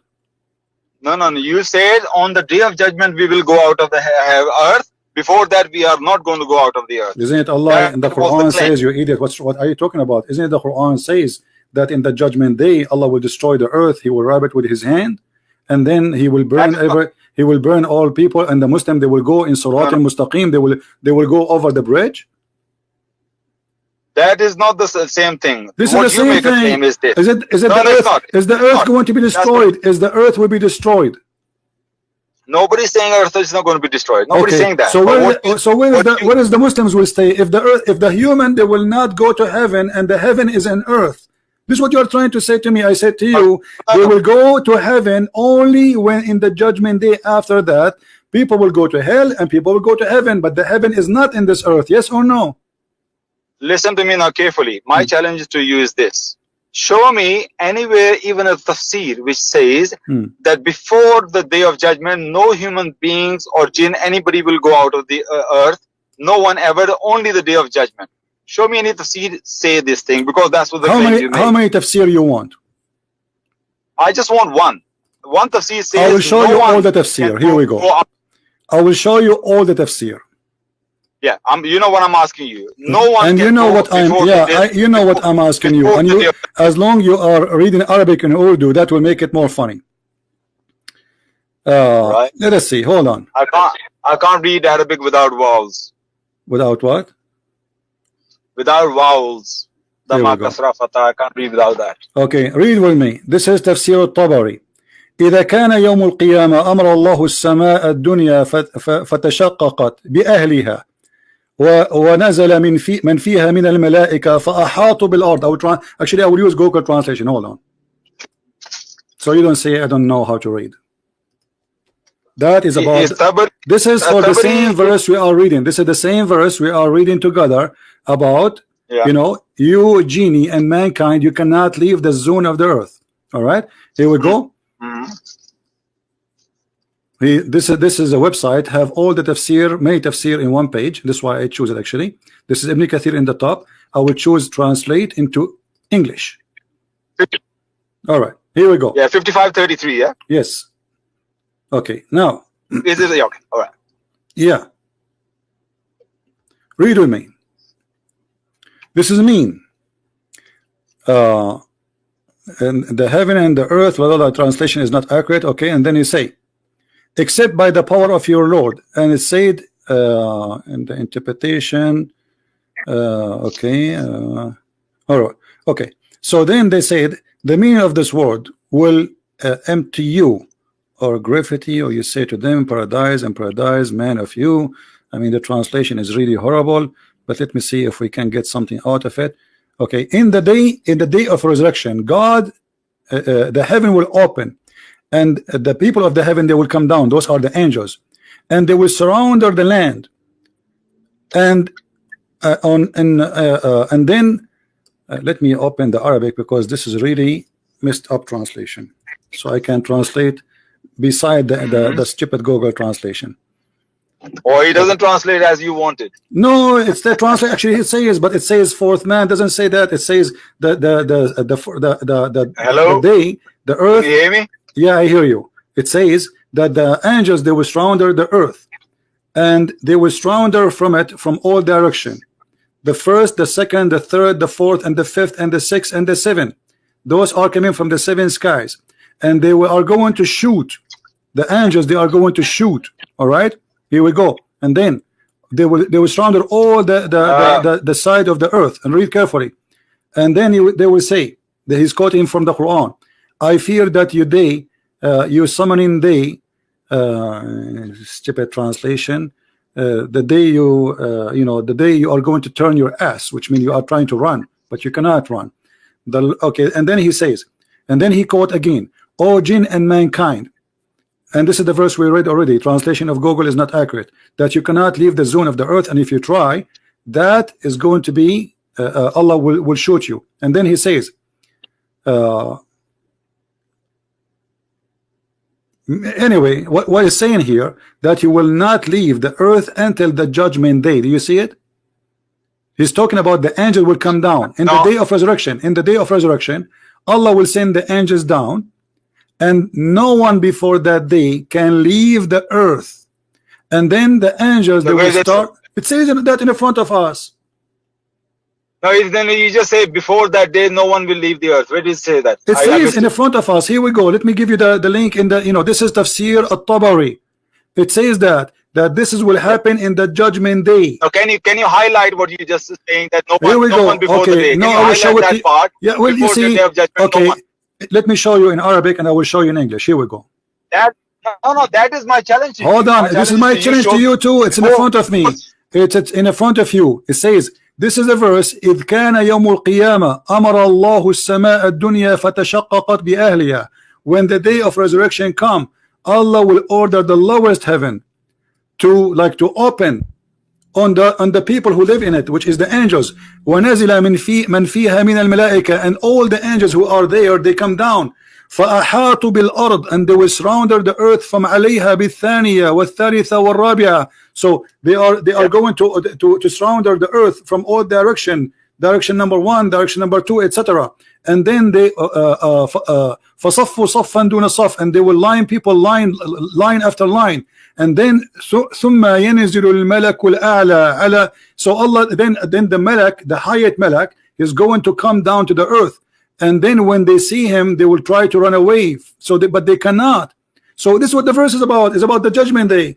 And here we go. This is the English translation, which is a stupid translation, even saying the same.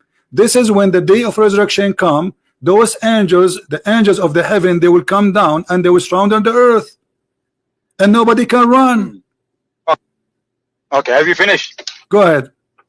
Have you finished? Can I make a comment? Okay. Now, whatever you say as a Muslim, that's perfectly fine. No problem. On the day of judgment, that is what's going to happen. But what I was asking you, as you made a claim earlier, that no one before the day of judgment can go up outside the earth. That was the main thing. And you didn't prove me anything, any tafsir. Even Tabari didn't say before the day of judgment. No, he's saying that this verse, you're a crazy person. You are a crazy person. He is quoting for you the verse, O jinn and mankind, you cannot go out of the zone of the earth. He is explaining this verse. He's saying this is, nobody can, and until Allah, he sent his angels down to the earth in the judgment day. It's in front of you. This is the interpretation for the verse. What about the part that Allah without the permission of Allah. What did he say about that? Okay, what here we go. All right, here we go. Okay, this is what it's about, the permission of Allah. Here we go. Read carefully again. He repeat again. Ibn Abbas said, all jinn and mankind, you cannot go out of the zone of the heaven and the earth. You shall not execute except by his power. Read carefully. He says, if you can, this is the translation of Google. Know that the heaven. Okay, I understand the point you're making. Can you hear me? Yeah, I hear you. You're breaking up. Yeah, go ahead. Okay, first of all, you're breaking up badly. I'm half of the time I can't hear you. You're breaking up for some reason. Can you hear me? Yeah, I hear you. Okay. Okay. First of all, Tabari explained his understanding. Even in his explanation, he didn't use the word like no one before the day of judgment can travel outside the earth. He didn't. My friend, Tabari, this is not. You are this saying is that not this is explanation of Tabari. This is Ibn Abbas. Ibn Abbas when you saying make a bold that this is about the judgment day. This is about the judgment day. This will be the case. Enter the judgment day. You didn't show me he's saying that. You're implying that he.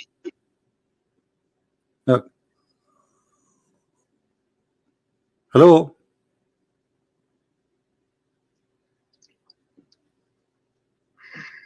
I don't know how to explain to you. I just simply clearly ask you to show me where it says no one can go before that. Yes, Tabari is explaining his explanation. Even in his explanation, he didn't use the word what you use it.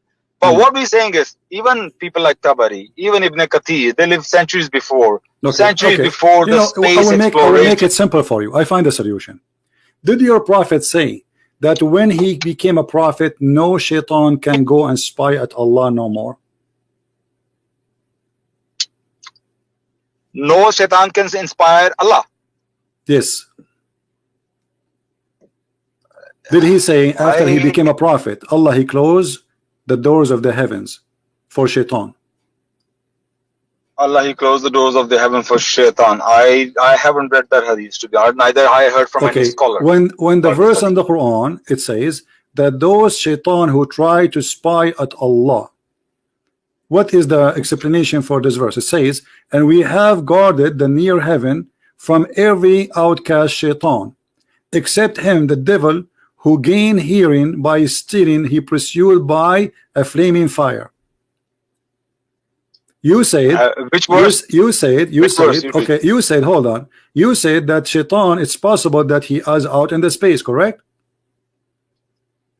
Yes, okay, absolutely, yes. But Allah saying that if shaitan, he tried to go out of the space to spy at him, he is going to shoot him.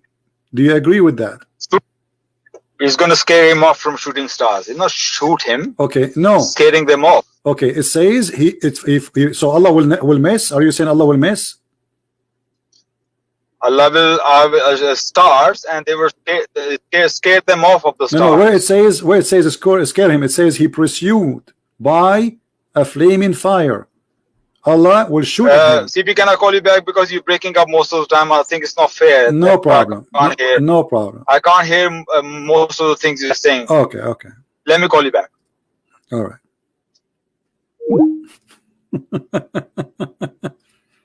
I have a surprise for him. Just wait. You know, always you have to make them so excited, because the more excited they are, the more they will make Islam stupid.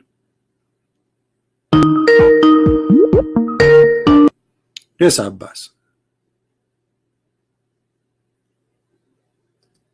You hear me? Hello? Yes, Abbas, go ahead. Can you hear me? Yeah, I hear you. What do you want to say? Go ahead. Hello? Hello?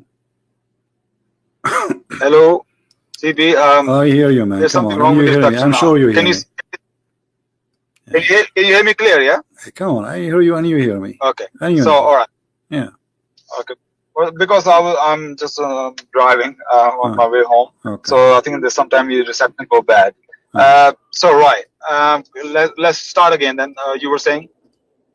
I was saying, when Allah, he said, if shaitan, he try go out to the heaven, Allah will, you said, Allah will scare him. He will not shoot him, correct? Yes. Well, send the stars and they scare them. And then they, of course, they cannot travel where they want to travel. Okay. So but you have to prove it wrong, that this cannot be possible. Okay, listen. You have to show me there's scientific. You're making a fun of it. But Shaitan is trying to go out of the zone of the earth, correct? Yes, the understanding is that he go out of the earth. What is the zone of the earth? What is the zone of the earth?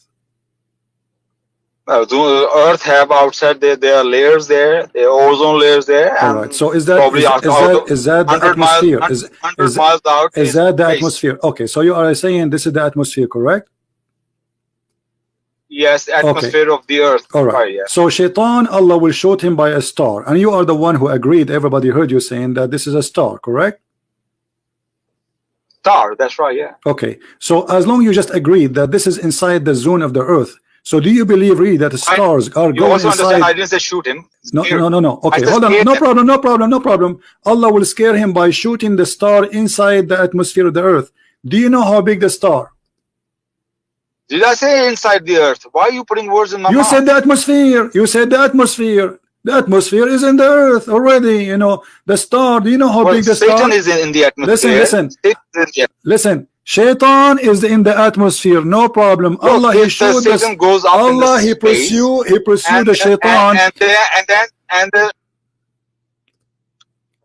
And you can be scared from the thousands of miles away from the wherever you stars. Why can't you be scared? Okay, hold on. Why can't you stay?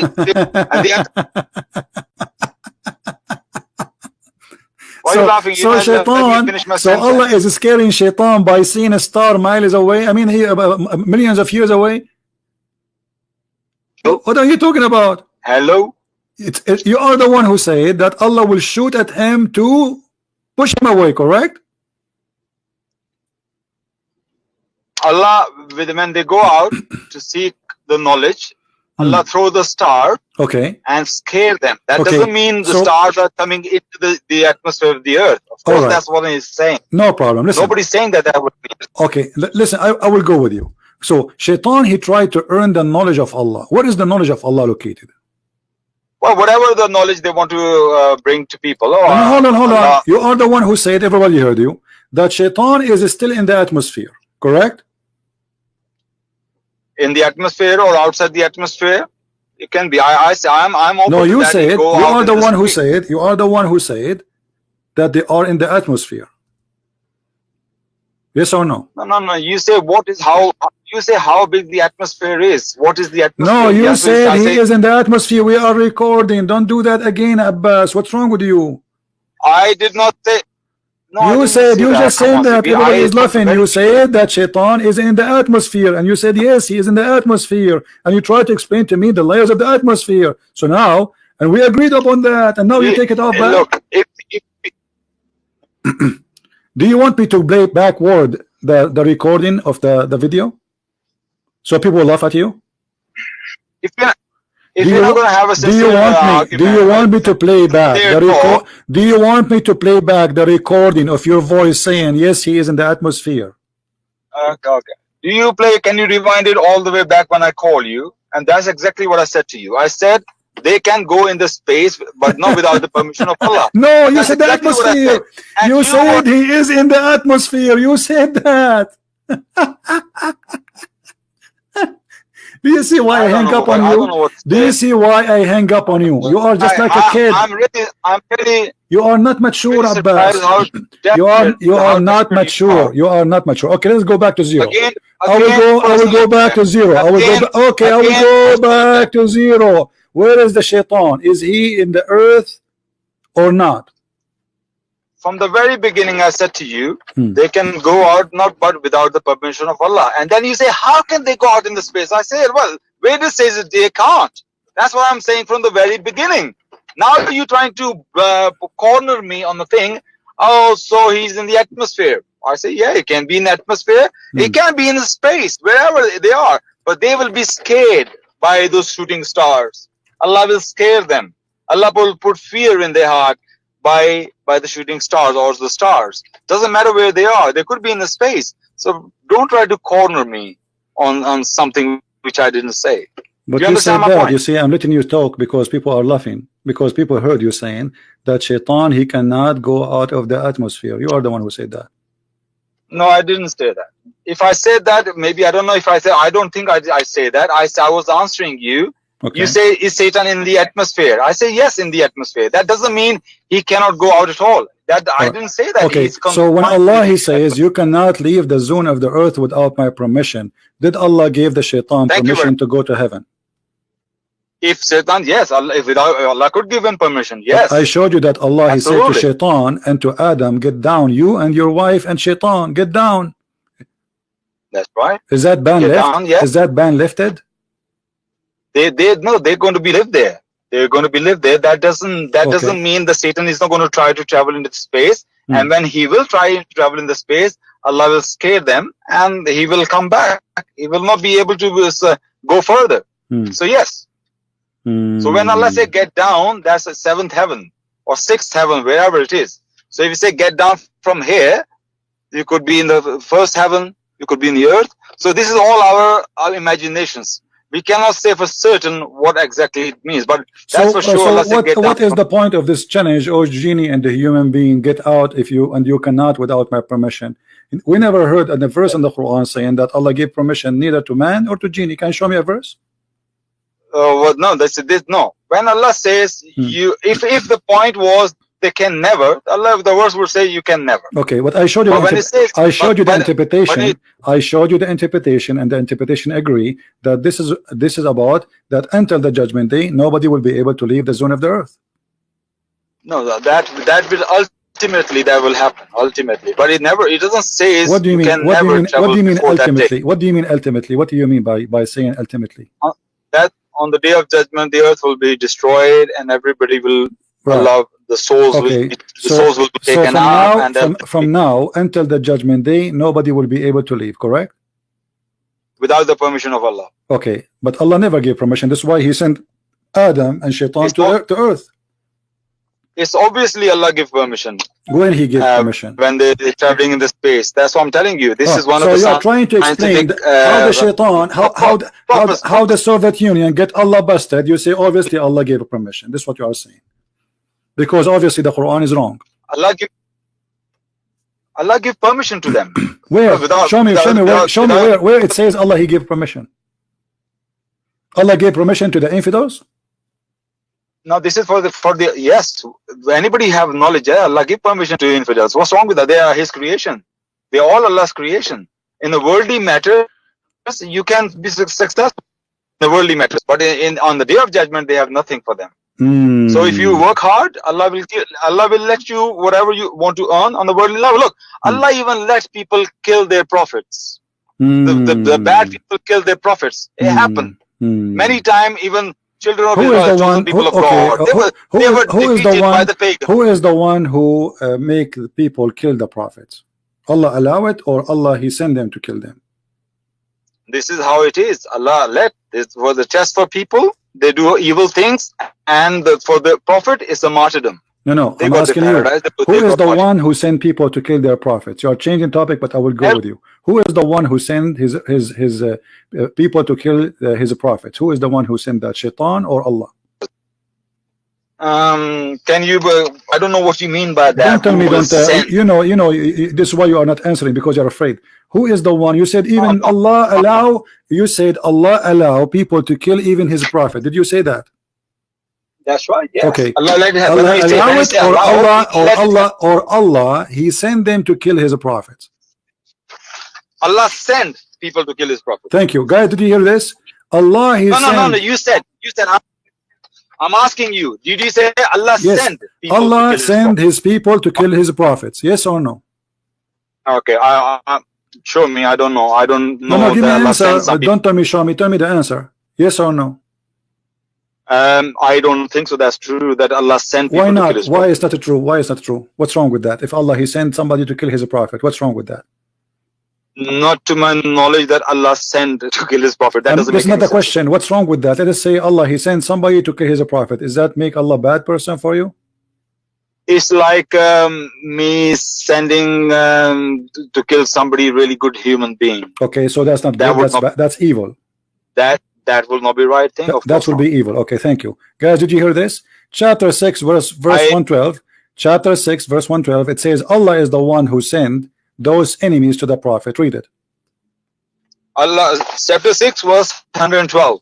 Chapter 6, 112. Okay, let's read it. Allah sent people to kill his prophet. Okay. And so it is that against every prophet we have set up the evil ones from among men and jinn. Some of them inspire others with specious speech only by way of delusion. Had it been your Lord's will, they would not have done it. Leave them alone to fabricate what they will. So I didn't see the word kill here. But Allah sent people to kill his He prophet. is the one who appointed the enemies. All the enemies. What the enemies will do? What the enemies will do to the Prophet. And by the way, translation here, they are adding things that's not in the verse in the English. Okay. Show me the word kill. It says that Allah sent people to kill his prophet. Who is the one who will kill the Prophet? The enemy, correct? Yeah. Okay. And enemies do a lot of wrong. All the enemies, with no exception, all the enemies are appointed by Allah. Does it say that? Now you're playing with words here, right? No, it doesn't. When I say Allah raised people against Prophet, but no, it doesn't say that. It doesn't say that. And so we have appointed for every prophet enemies. So every prophet, Allah appointed enemies. So those enemies, and if it's not Allah will, they will not do that. Read it. No. What happened then among those enemies? Some crossed the boundaries. They crossed. Listen. Limit. Why Allah? You are the one who said to me a second ago.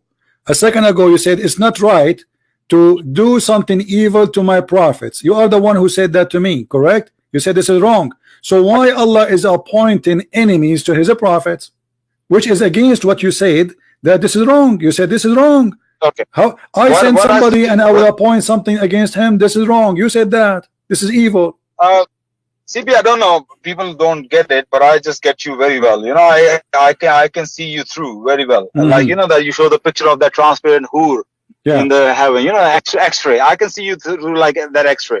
For me, it's nothing surprise. But people are very fooled. So you nothing surprised. So why you said it's wrong that Allah will appoint against his prophets his enemies? You are the one who said that. This verse is not saying what you're saying. You said if I show you that Allah sent people to kill his prophet, I say I don't know. Is the enemy of the prophet is the one who killed him, or the one who killed? Who is the enemy of the prophets? Who are they? The enemy of the prophet? Okay, listen. Who is the enemies of the prophets? Every enemy is not a killer of the prophet. Okay, but all the enemies are appointed by Allah. All the enemies are appointed by Allah. Yes or no?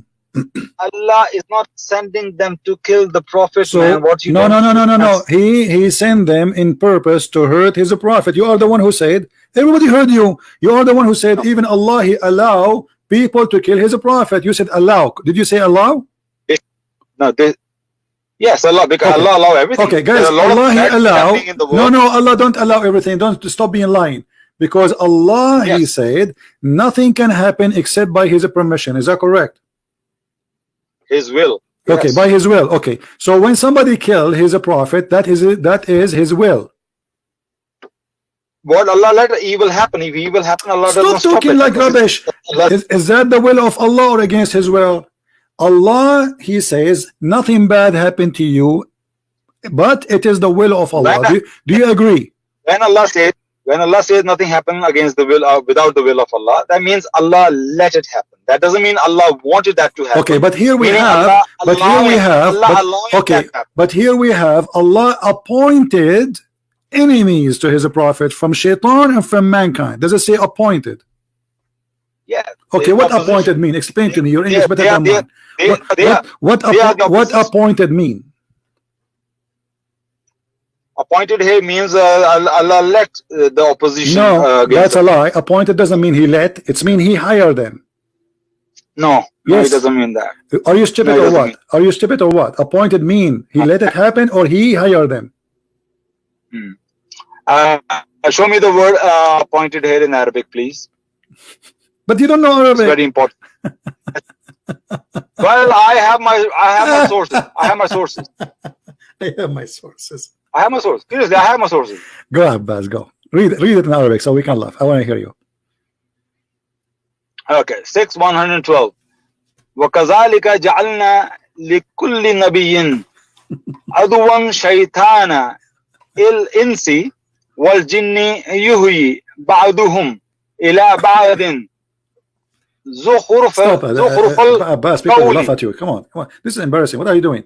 Now, okay, what you get from this? What it says? I'm looking at the word appointed. What do you mean looking at the word appointed? Ja'alna. Are you talking about Ja'alna? Is it Ja'alna is appointed? Maybe, I don't know. What do you think? No, you tell me, because I didn't use the English translation I'm reading. In that, he says, and thus we made for every prophet an enemy. Okay, does it say made? Did you say did you say the word? Did you say the word made yourself? Did you say we made? Made, yeah. Allah, Okay. Allah So, make everything. guys, let us Allah replace the word appoint like appointed by made. What is different? the made mean Allah has created them as well. The enemies, they also No. He made them the enemies. He made them. What he made them? What he made out of them? He made them enemies. Let's read that again. And thus we made for every prophet an enemy, devils, the mankind and the jinn, inspiring some of them to others decorative. So Allah has created them, and they are the enemies of the prophets. Yes. No, he made them. He made them the enemies of the prophet. Yes or no? Did he made them to be enemies? Well, how they become? No, did he make them that this is their job? Did he make them? Did he make them an enemy, and this is their job? As Allah, he made them to be an enemy. They are the enemies of, yes, but this is all creation of Allah. This is not the question. This is not the question. Did he made them? Did he made them an enemy? He made them to be the enemy. He made them. He designed them. He created them for a reason, to be the enemy of the prophet. Do you agree with that or not? The word ja'alna means made, yes. Okay, so he made them. This is what he created them for, right? Let me read more translation. No. Okay, translate. Do you want me to open the? I don't want to go down on the English word. Do you want me to open the interpretation for you? What do you want? Oh, interpretation will do very well. Yes. Okay. Yes. Interpretation would do good, guys. I'm looking at the word ja'alna, exactly what it means. So he said interpretation would do good. Okay, let's go and find the interpretation. Okay. Make us could be another word, is make us, not necessarily made. Okay, this is the interpretation. Here we go. This is Tafsir al-Jalalain. Read for me in the screen, please. Go ahead. Actually, I got Jalalain on myself. No problem. Read the Jalalain. That's wonderful. He got a Jalalain there. I got a Jalalain here. So we have part. That's right. Yeah, absolutely. Why not? Read the Jalalain. And so we have appointed. He used the word appointed in the interpretation, but translation of Sahih International says made. Okay. So we have appointed to every prophet an enemy, just as we have appointed these your enemies. And this other one, an enemy, is substituted by the following shaitan devil. Devils, the rebels of mankind and jinn, who inspire, whisper, fine speech to each other, the falsehood, and that is disguised as such in delusion. That is in order to delude them. Yet, had your Lord willed, they would never have done it. That's the whole main point. That means Allah let it happen. But if he doesn't, does it say that he is the one who appointed them? It started from saying that. So we have appointed every prophet an enemy, just as we have appointed these your enemies. No, what does that mean? You see, you are the one who said you reject the word appointed, but now we go back to appoint, because this is what Jalalain is saying. So Allah is the one who appointed enemy to the prophet, and you are the one in the beginning who said this is wrong. Arabic word doesn't use the word appoint. That's what I'm saying. Arabic word, it says that وَكَذَلِكَ جَعَلْنَا, and therefore we made for every prophet his enemies. He is the one who made them. He created them to be enemies. This is their job. And I told you that is because Allah let it. All right, listen. Let me ask you. Did your prophet have a shaitan who give him command, and he is sent by Allah? Yes or no? That's the hadith you read, isn't it, many times? I'm asking you, yes or no? And this, so we are trying to explain. Yes, okay. So did the shaitan? Hadith says that, but the understanding of the hadith is not what your understanding is. No problem. Well, your prophet will explain it to us. Allah, he sent shaitan against his prophet, yes or no? According to this verse, yes, they are the enemies. Allah make them in that way. They are the enemies of the prophets. Thank you. And that's the test. But in the beginning, remember, you are the one who said this will be wrong. Everybody heard you. Now, so so Allah, he did wrong against. I say you said your understanding was wrong. No. You said no. I asked you from the beginning. I asked you from the beginning. You spoke about killing the prophets and harming the prophet. I said, okay, who is the one who appoint those who will harm the prophet? Is it Allah? He says no, because that will be wrong. Everybody heard you. It's recorded again. Now listen, how Muhammad, how Allah, okay, Allah, he appointed for every human being, including the prophet, Qareen. Is that correct? Qareen. Let me correct you. Did your prophet appointed Qareen? Yes or no? Did Allah, he appointed Qareen? Look, you can't lie and just say leave it. I have to correct you where you just lie. It's recorded. There's no need to correct it. It's recorded. No, I know this is also recorded. That I'm not going to refute you. That will be recorded as well. So I have to refute you. You said, didn't your Allah send people to kill his prophet? That's what he said. I say, not to my knowledge, Allah didn't send anybody to kill him. Now, sending somebody to kill him is very direct thing. But let people to kill his prophet is another thing. So when Allah make enemies for prophet, those enemies were the oppositions. But Allah never tell them to kill their prophet. Allah never say go and kill my prophet. That was the whole point. He is the one who appointed to be the enemy, which means they are doing the orders of Allah. Appointed him enemy, they were the opposition. That's what they did. How Allah he appointed them? Okay, let me ask you. When Allah he appointed me now to be the enemy of Muhammad, what Allah did? He gave me an order. Hey, Christian Prince, I want you to target Muhammad. Is that correct? No, you do be opposed. No, he let you to oppose. Okay. No, it doesn't say he let. It doesn't say he let me. Stop being a liar. We ask you from the beginning. Who is the one who made those people and appoint those people to be the enemy? He says it cannot be Allah. The verse in front of us says we have appointed, and appointed is so clear. Like Allah appoint prophets, yeah. Okay, appoint, so but here he appoint Allah he appointed evil ones against his prophet. Who is the one who appoint them? Allah. But when you understand Islam and Quran, look, even you read the tafsir doesn't agree with you. Okay, the tafsir is in front of me. It says Allah appointed. No, Allah doesn't say as you saying that. Allah. It says that in front of us. Everybody can see it. Everyone can see it. Allah he appointed them against his prophets. Let me read that again. He doesn't explain that what he's saying, that he's sending people when people are killing, that's what, because Allah appointed them. No, appoint here means they're the enemies. They're okay, what appoint? Okay, Abbas, slow by one. You know you are smart, we are not. What we can do? What the word appointed mean? Let us search in Google translation and see what the word appointed mean. Whatever it mean, I will take it. What do you think? Appointed. Let's see what appointed. Here we go. Appointed of a time, of a place, decided on before and designated. So Allah designated. Do you see it? Allah designated for every prophet his enemies. Who is the one designate the enemy? Allah. This is what appointed mean.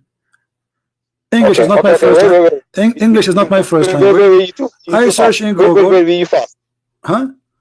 Wait, you're too fast. You're too fast. First of all, when you say Jalna means appointed, you know that it doesn't mean appointed. My friend, not every translation. Listen, you are the one who said to me. You are the one who said to me, "Let's go to Al-Jalalain." I am in Al-Jalalain, and you said you have your version Al-Jalalain. I said that's wonderful, and you did read. Does it say in Al-Jalalain in front of you appointed? Yes or no?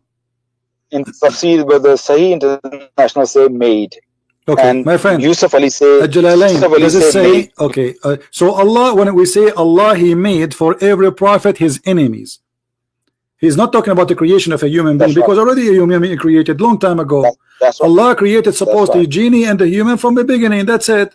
But here He's talking about specific thing. The enemy. Who is the one who made the enemy for Allah, for his prophet? Allah. Yeah. Okay. Listen. Muhammad has many enemies. They tried to kill him, but they didn't kill him. They did not? Allah saved him. Yeah. So why Muhammad saying that he was killed by poison? Enemies couldn't kill him. Well, he never says killed by poison. I heard you all this rubbish all the time. He never killed by prophet, killed by poison. He did say to Aisha, I feel the pain of the poison. Okay. I ate. He feels the pain of the poison, but that is his understanding. But that doesn't mean that's true that poison affecting him. Guys, did you hear what Abbas said? Abbas, can you give me a minute, please, guys? Did you hear? He said this is his understanding. So he's saying he's a prophet is a fool. He don't understand. So Abbas today is correcting me, correcting Muhammad, correcting the understanding of all of us. The understanding of Muhammad is stupid. The understanding of Christian Prince is stupid. The only one is smart here is Abbas. So Abbas, please correct the understanding of your prophet. Your prophet saying this is how he feel. He is dying because of the poison he ate at Khaybar, and you are saying this is his understanding, which means you are right and Muhammad is stupid. Can I answer? Go. You see, I listen to you very patiently. I let you speak because you speak a lot of nonsense. Go ahead. Do you know poison he had in Khaybar? And he died 3 to 4 years later. In that 3 to 4 years, and remember, one of his companions died on the spot, who ate with him. He died on the spot. So poison was so strong. So if that poison affected him, he had many battles in between that. He conquered Makkah. He had a Hunain, Battle of Hunain. He done Hajj. All that time, in that time, he was really suffering. I never, by the way, heard of the Battle of Hunain. Hunain, okay. What is that? Hunain? Is that the new whiskey? Hunain. Hunain. Okay, so Abbas, I get you. You are saying that your prophet is really stupid. How you say that, Muhammad? After 3 years of being eating the poison, you idiot! How in the world you say that you die because of the poison? This is what Abbas is saying. He is saying that he's a prophet. Obviously, is an idiot. He ate a poison 3 years ago, and yet he think this prophet is funny. This is stupid, man. This is a crazy prophet. He think after 4 years of eating the poison, he is dying because of the poison. So we get a conclusion from Abbas that Abbas saying that Muhammad, he was saying false words. He thinks something, but the fact it's not. He's wrong. And Abbas, our brother here from the Pakistan, is correcting the mighty prophet of Allah. The prophet, he says something, obviously it's wrong. This is what you are saying. Everybody heard you. Yeah, can I? Go ahead. Well, what that Allah has given us intellect and reason and logic to see things doesn't make sense or not. So you are saying the prophet have no logic. Oh guys, did you hear this? Allah, when Muhammad he says that he don't have decency, he don't have sense, and he don't have logic. He accuses his prophet of all of these. Because Allah, this doesn't make sense. You just said that. This does not make sense. Allah, he gave us logic. Allah gave it. So Muhammad, he been given not the logic of Abbas. Abbas, he got the logic. Muhammad, he was not given the sense of understanding. Abbas was given that. So you just admitted that your prophet is really stupid idiot, and he have no logic, he have no sense of understanding, and he's a stupid. You said that, not me.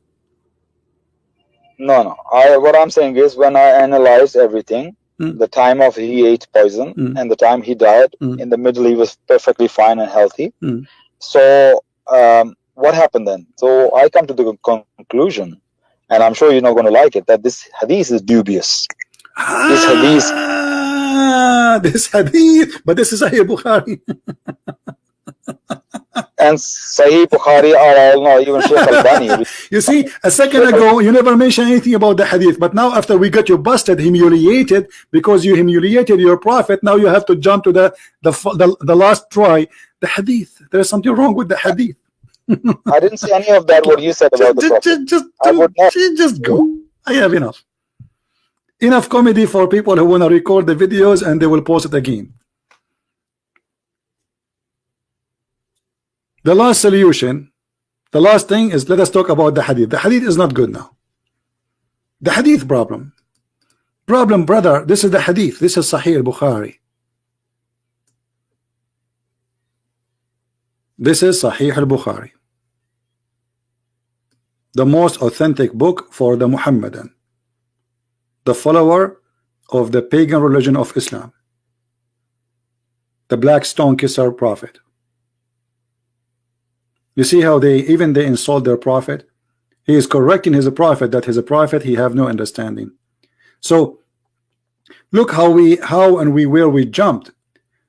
The Quran is making it clear that nobody can leave the zone of the earth. The guy, he says, without the authority of Allah, and this is supposedly Allah gave authority to the Soviet Union, when the fact, all the interpretation saying it clearly that nobody can leave the zone of the earth until the judgment day. And we showed him the interpretation, even we show it in English. We use the English translation so he might understand. Still, he want to play games. This is about the judgment day. Nobody can leave. The only one who can leave is the prophets of Allah. Muhammad, he never thought that time will come and people will be able to leave the earth. He never thought that will happen. It's impossible. And this is why he is making a challenge that nobody can leave the zone of the earth. So now, after we notice that the infidels and the one who left the earth first, we cannot even call them Christians, we cannot call them Jews, we cannot call them believers. It was the communists, because the Soviet Union is the first people who leave the earth, and at that time this was a communist country.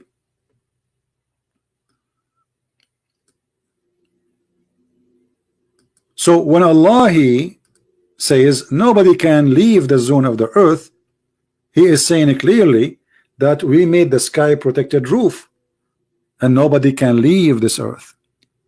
If we go to different verse in the Quran,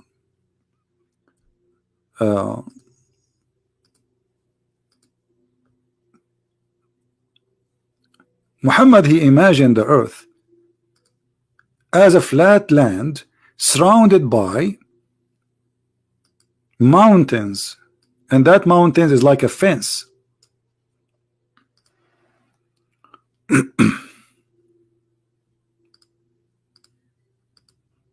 Let us see Ibn Abbas, the interpretation of the cousin of Muhammad, which is more close to the time of Muhammad, because this is from the time of Muhammad supposedly. From the narration of the authority of Ibn Abbas, that he said the interpretation of Allah saying Qaf, he said it is an azure mountain overlooking the world, and the color of the sky takes from it, and Allah swear by it. So what we have here, we have a mountain surrounding the whole earth. Let us do some drawing. So the earth is like this.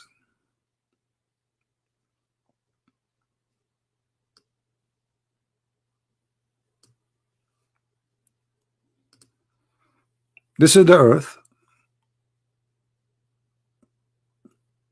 and then there's mountains around it, and this mountain is blue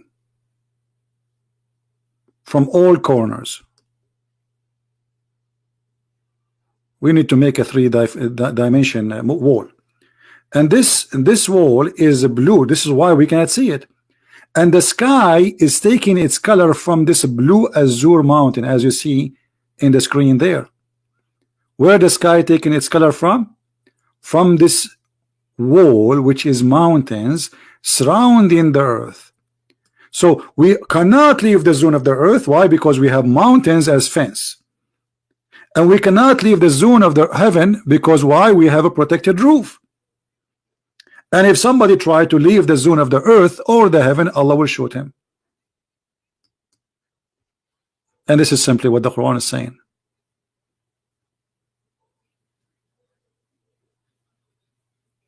And this poor kid, he is trying his best to defend something nobody can defend. Nobody. Who can defend this? Nobody. But because it's very embarrassing, so he have to fabricate. Oh, Allah, he said by authority, but the authority is so clear. Nobody have that authority.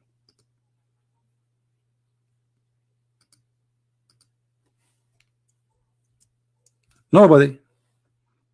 And the Quran is so clear saying that nobody can go. If you try to go out of the zone of the earth, Allah will shoot you. And actually this is the purpose of those stars. We adorned the lowest heaven. And by the way, here when Allah he says the lowest heaven, the atmosphere is included, because according to religion in Islam, the second you lift your foot in the top of the air, this is heaven, this is sky. The sky is anything you see above you. It's not like now our understanding we have like the atmosphere is inside, considered part of the earth, etc. No, the lowest heaven is where the stars are located, and this is where the war will happen. Shaitan, he tried to go out. Allah will shoot the shaitan. By what? By lamps. Those are lamps. They cannot say this is a meteor. And actually Abbas himself, he said shooting stars are not meteor. He said that, not me. And shooting stars, according to him, they are already stars. Okay, but shaitan is in the earth. He is walking in the earth. He will try to go out of the earth, but he cannot. And this is what all the verses are confirming. And we have guarded the near heaven from every outcast shaitan. It's guarded, that's it. He cannot leave. And shaitan here, by the way, is not necessarily shaitan, because we just showed you that Allah he appointed from every prophet shayateen of the mankind and the genie. Do you see it? Do you see it, people? So according to Islam, there's a shaitan who's a human. Shaitan, not necessarily the devil, as we know. Allah saying, for every prophet we appointed the devils. And who are the shaitan? And the word in Arabic, by the way, is not the devil. The word in Arabic is Satan's, shayateen. And actually he started with shayateen al-ins, the satans of a human and the satans of genie. So the challenge in the other verse was for both. Oh, the one, the genie and the mankind, go out of the zone of the earth if you can, but you cannot. Do you see it? And I did not really have patience to tell him to the end this, because I thought maybe I can have patience more to speak to this kid. But when he said that his prophet was wrong about the way he died, I could not take it no more, because this is really, I mean, I don't know if this guy he will be able to go to speaker corner. The Muslims will make fun of him. Do you see it? So the challenge is for both. The shaitan is not necessarily, according to the Quran, is a genie. It can be a human. And you will see that shayateen among the mankind and the jinn. So the first is the mankind shaitan. What the other verse saying? Allah he challenged mankind and shaitan to go out of the earth. Both of them.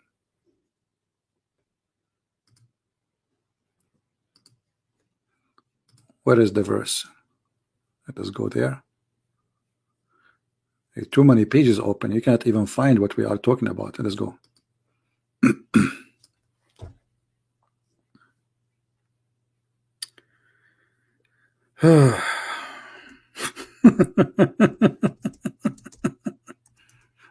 I feel sorry for this kid. Yeah, you know, I mean, he's trying his best.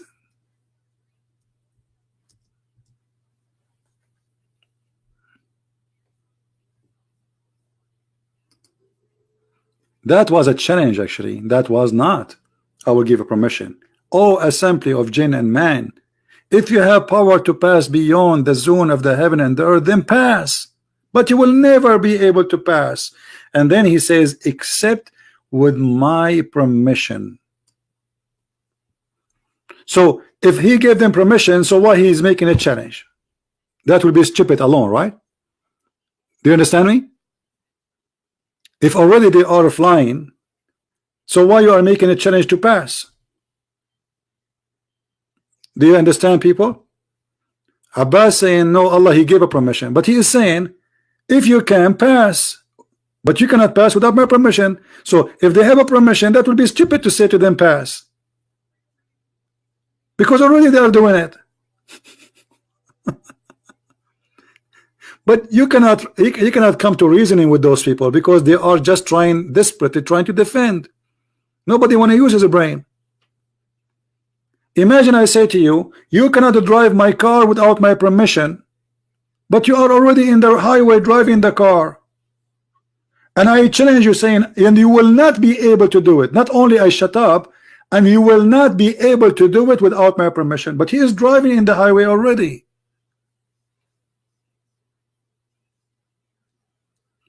A lack of intellect, a lack of intelligence, and this guy, he went so far to the point he accused his prophet that he is silly and he don't have sense of understanding and he is not logical, because his prophet, he ate the poison 3 years ago, so how he died 3 years after? And look how silly this argument is, because you might be shot 20 years ago and you die because of the bullet 20 years after. There's people, they have a bullet in their brain and doctors could not take it. They could not take it because the surgery, it might cause death, certain death, so they leave it there. They told him we cannot take it off. Well, we hope you will live long, but then you die because of the bullet. So if you did not die immediately, that did not mean that the bullet did not kill you.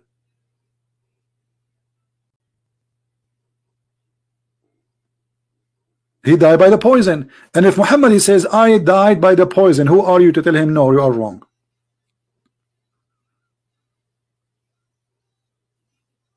And about the hadith where Muhammad, he received the command from the devil. How Muhammad is a prophet but the devil is commanding him to do good?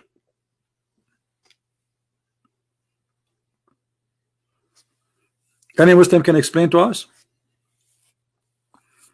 how the devil is commanding the prophet of Allah to do good? I want a Muslim to call me and explain to me that. Muhammad, he received command from who? From Allah or from the devil? From the good God or from the good devil?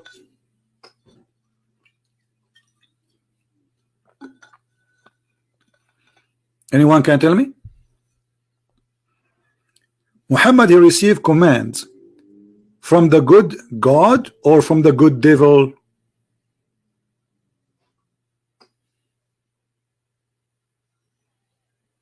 Any Muslim?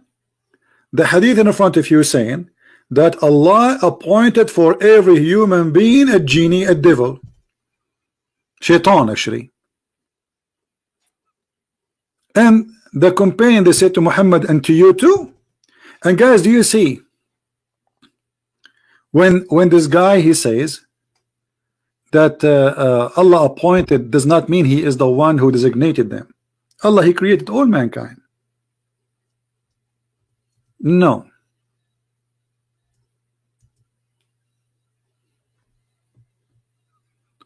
Muhammad, he made it clear that Allah, he appointed, and their job, let me show you the hadith. Hold on.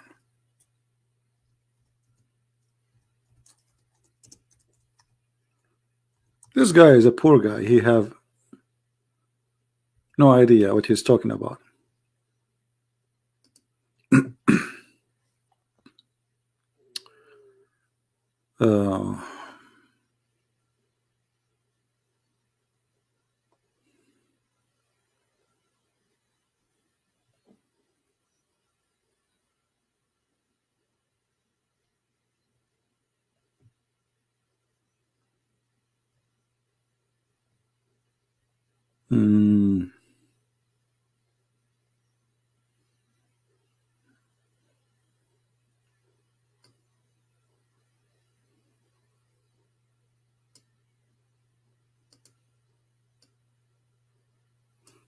Let us see this one. I'm just trying to find something we can find in English so you guys can read. When any one of you prays, he should not allow anyone to pass before him, and if he refuse, he should be then forcibly restricted, for there is a devil with him. This is from the job of Shaitan. Shaitan, his job is to come and try to bother you. Actually, even Muhammad, he said, when a Muslim he pray, he take hair from the anus of the Muslim. But I don't think I can find such a thing in English.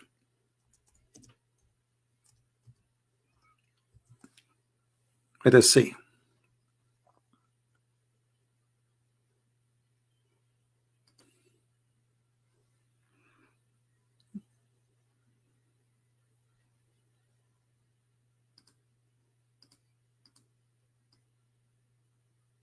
Yeah, I don't think I can find this one in English, but we will try to translate from the Arabic. Yeah, I see. Okay, this is the Arabic version of it. Here we go. This is the hadith. I will click translate to English. All right.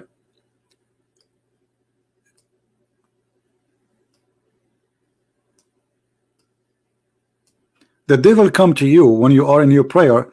They can hear from your anus, not from his mind. Translation is funny. So he take hair from your anus, and he will not stop until he make you fart, and he hear the voice of the farting. You break wind.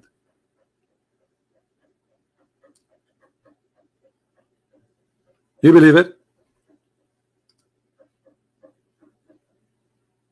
Allah appointed Shaitan.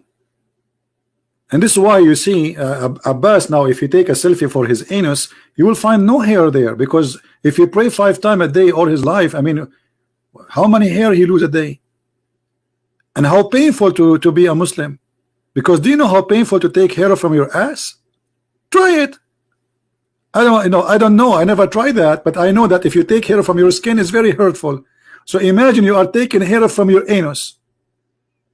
And this is Shaitan he do. When the Muslims they bend over, Shaitan he take hair from their anus and he put his foot and he push like out, and he will not stop doing that, which means not only 1 hair, 2 hair, 3 hair. He will keep doing that until you break wings.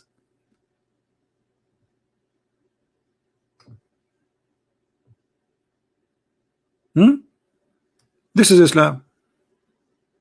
This is Islam, my friend. Sadly, we cannot find those things in English, you know.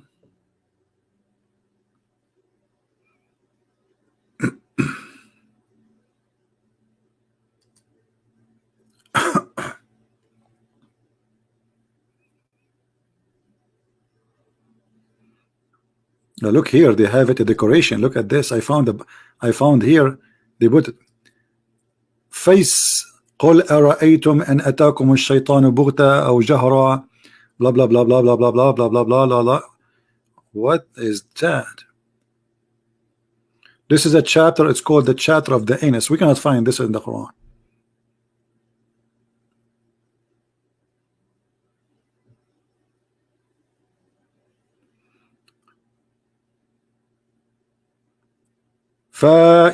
فياسين قل أرأيتم أن أتاكم الشيطان بغتة أو جهرا ليلهوكم عن إقامة الصلاة بهاجس غبرا إذ يخوض في أدباركم, when he go into your anus, فأعرض عنه حتى لا ينفذ صبرا.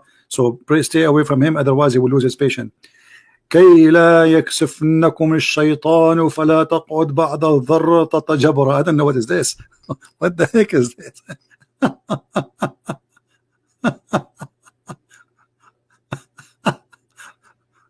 What a joke. So Shaitan will take it from your anus here, and he will not stop until you fart. Do you remember the video, guys? Do you remember the video of the sheikh who is teaching Muslims in YouTube that when you go in the bathroom, the Prophet of Allah, he says you have to make a prayer, otherwise shaitan, he will enter into your anus. Do you remember that? You know, it's hard to believe, but this is what they believe.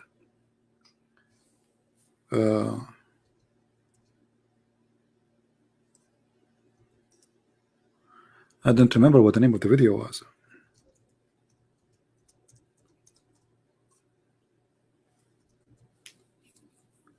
Here we go.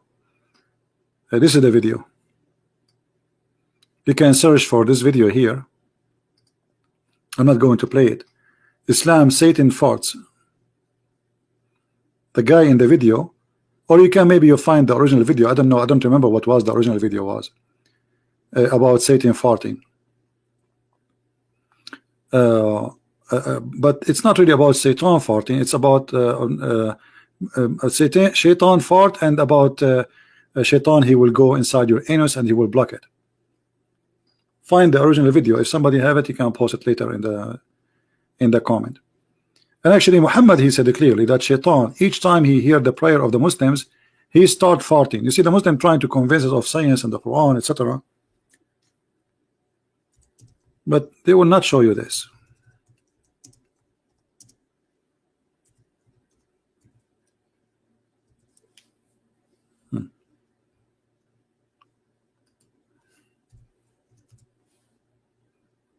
Read.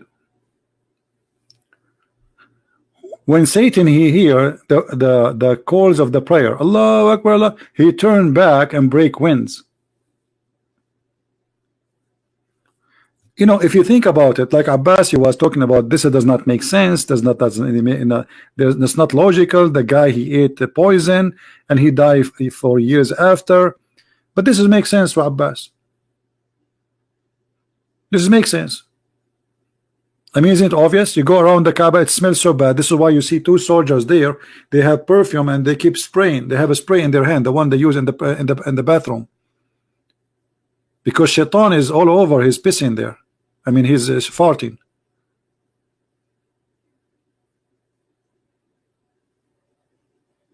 A Muslim, he prays, Shaitan, he fart. And what the purpose? Shaitan, he don't want to hear the Muslim. I mean, come on. Somebody tell this. Now I know why global warming is happening. Somebody tell the Pelosi, what's her name, Pelosi? She think the problem is a Trump. The problem is not a Trump. It's Islam. And it's Allah. You should forbid people from saying the word Allah, and then Shaitan, he will stop making a global warming. Do you know what farting is containing? This is what causes global warming, literally. So if there's 1 billion Muslims and Shaitan, he fart 5 times a day, and do you know how big the ass of Shaitan, brother? It's big.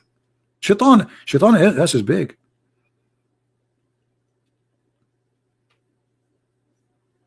This is illogical. I mean, this is all the logic there. I mean, this is Allah and this is the religion. This is Islam in two words. This man, the one they call him prophet, he's not qualified to teach one-year-old baby. Imagine you go to a university and the professor, in the same first day you meet him, he said to you, when you mention the name of etc., Shaitan fart.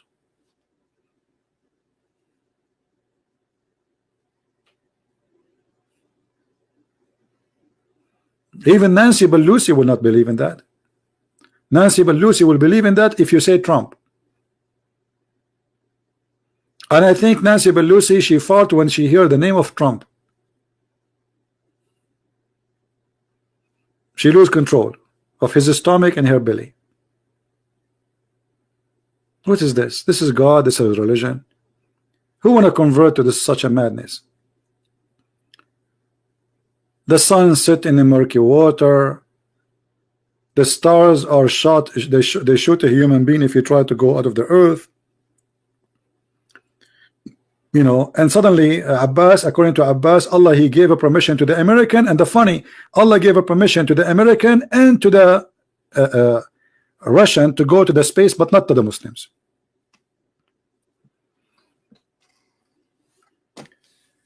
Anyway, I think we have enough for today.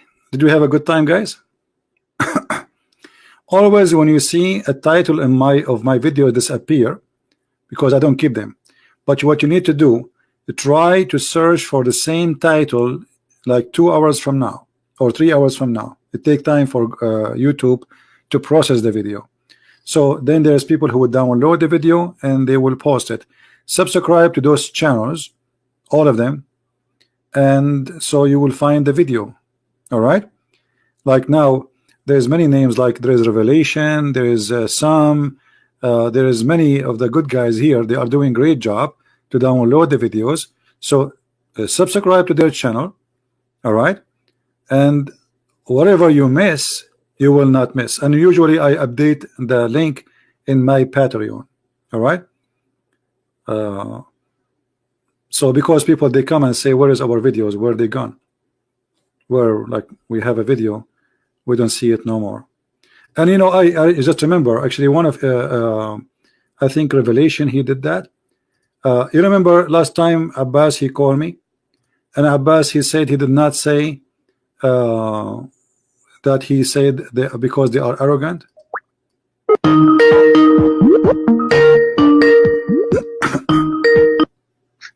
Peace be to you, brother. Yes, Abbas, I'm scared of you.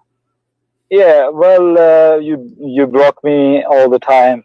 No, because you're a kid. You're a kid. Aren't you the last time the one who said to me? Hold on. Aren't you the one last time who said to me that the Prophet says don't say peace to those who are arrogant in Islam, against Islam? Yes or no? I don't know. I never said that. I never said that. Did you hear it? I never said that. To make it short, I'm not going to play the whole video. Then the one who made this video, he looked for the older conversation between me and Abbas. And this is what Abbas said. Let us see.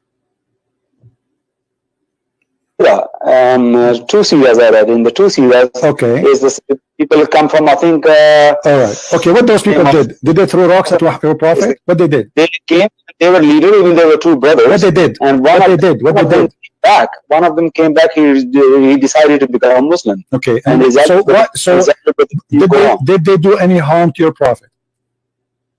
Well, they were arrogant, and arrogance is. So if you are okay. They were arrogant, but he just said to me, I did not say that. This is what this guy is. This is why I say he's a kid. He says something, after 2 minutes he said, I did not say that. Abbas wanna call? Okay, let's take Abbas.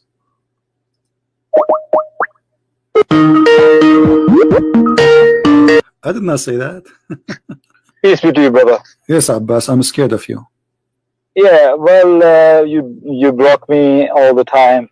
No, because you're a kid. You're a kid. Aren't you the last time the one who said to me? Hold on. Aren't you the one last time who said to me that the Prophet says don't say peace to those who are arrogant in Islam, against Islam? Yes or no?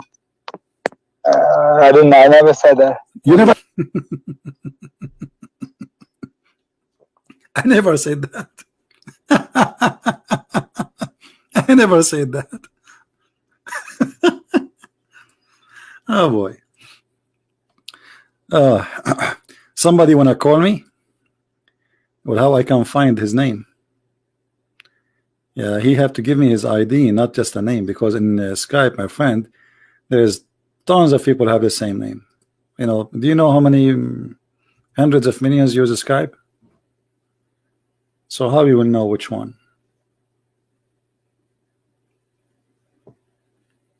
Have the same name. You have to give me your ID in Skype, not just a name.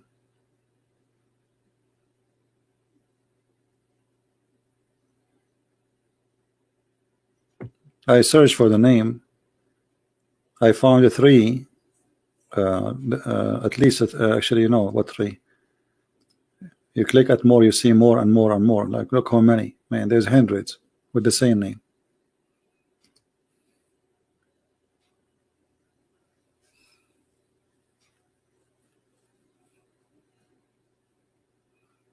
We cannot go by I think it is the first one. We have to be sure,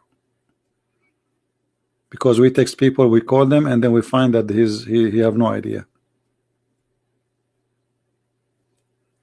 So Mr. Ihsan, What is your ID, my friend? Is that the picture with the guy? He is naked. Is that you? Is that a guy? He have no t-shirt, or what is that? Doing a, what is he's cutting the head of somebody, doing hair for somebody? I'm not sure. Sound like a kid for me. Do we have any Muslim?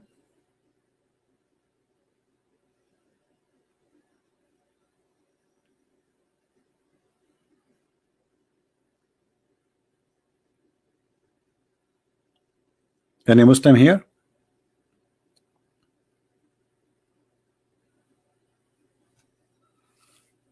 Yeah, supposedly we are going to have Dr. Hassan. You know Dr. Hassan is a professor, and he have he have many Nobel Prize of science and intelligence. Dr. Hassan, he will be with us this coming Sunday.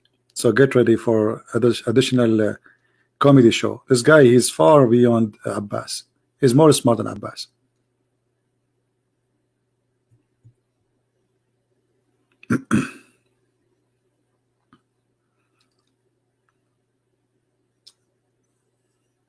Yeah, what Nobel Prize is, Nobel Prize is something, maybe it used to be real before, but these days all those things are political.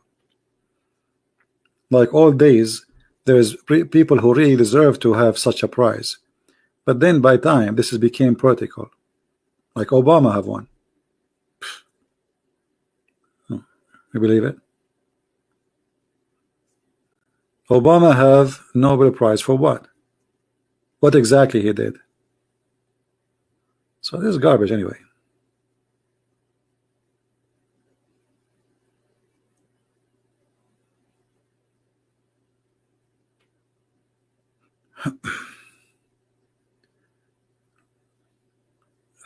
We have our friend here saying, since he discovered CP, my wife and I, we have late night.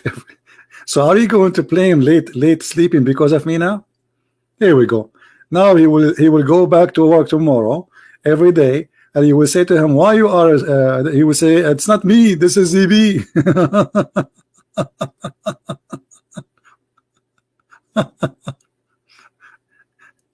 Once a lady, actually it was a guy named in Paltalk. I used to open a chat room in Paltalk, and then I got a PM from this guy, PM me in private message, saying to me, because of you we are going to divorce. I don't know, from the middle of the where, who is this guy, what he's talking about? So what are you talking about, man? He said, I am not a man, I'm his wife. My husband, he stay in your chat room for 10 hours, he don't leave, he don't talk to us, he don't sit with us, he don't eat with us, he eat in the front of the computer, he drink in the front of the computer. We said to him, he said, bring the sandwich here, bring the tea here, we are going to divorce because of you.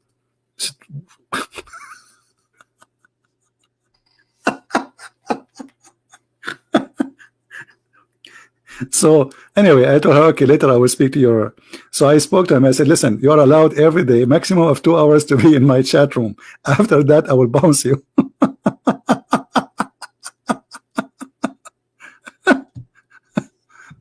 And honest to God, I got a timer next to me. I time it for the second he entered the chat room. I see his name. I put a mark next to his name. I don't know his name. Next to his name, 2 hours bounce, which means after 2 hours I have to bounce him. So the second he entered that chat room, I hit the one you use for chess game, etc. So 2 hours, bingo, I bounce him. Yeah, be careful. It bring addiction, especially with the comedy we face here, every day. You see the comedy we have here? It's unbelievable. Yeah, but before I used to stay like, you guys, you saw nothing. We used to stay, sometime I stay 12 hours, 14 hours. It is unbelievable. And, 14 hours talking. I mean, if you try to talk for 1 hour, 2 hours, you will have headache, you will lose your voice. Literally. I stay, once I broke the record, I came back Friday. I came back from work. I have the whole weekend. I did not even change my clothes. I turned the computer on. I started the chat room, and I stayed Friday, and then Saturday. You know, the chat room is open. Like I say, guys, I'm going to play a music. I will be back just to go to the bathroom.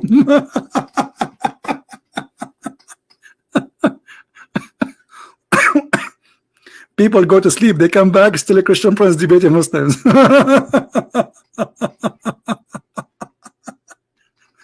They go back over the continent. People, they are in Japan. People, they are in Malaysia. They have people come because they have different time. You know, some people have night, some people have day. It doesn't matter. You come to buy the chat room. It's open, and it's only. I have admins who help me. You know, like hold the mic for a second. I have to go to the bathroom or etc. or make a sandwich, but non-stop.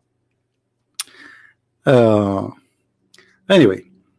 And we did really a lot of work, and a lot of Muslims left Islam in Paltalk. And actually, the one who brought me to Paltalk, it was the Muslims. The Muslims, they challenged me to come to Paltalk.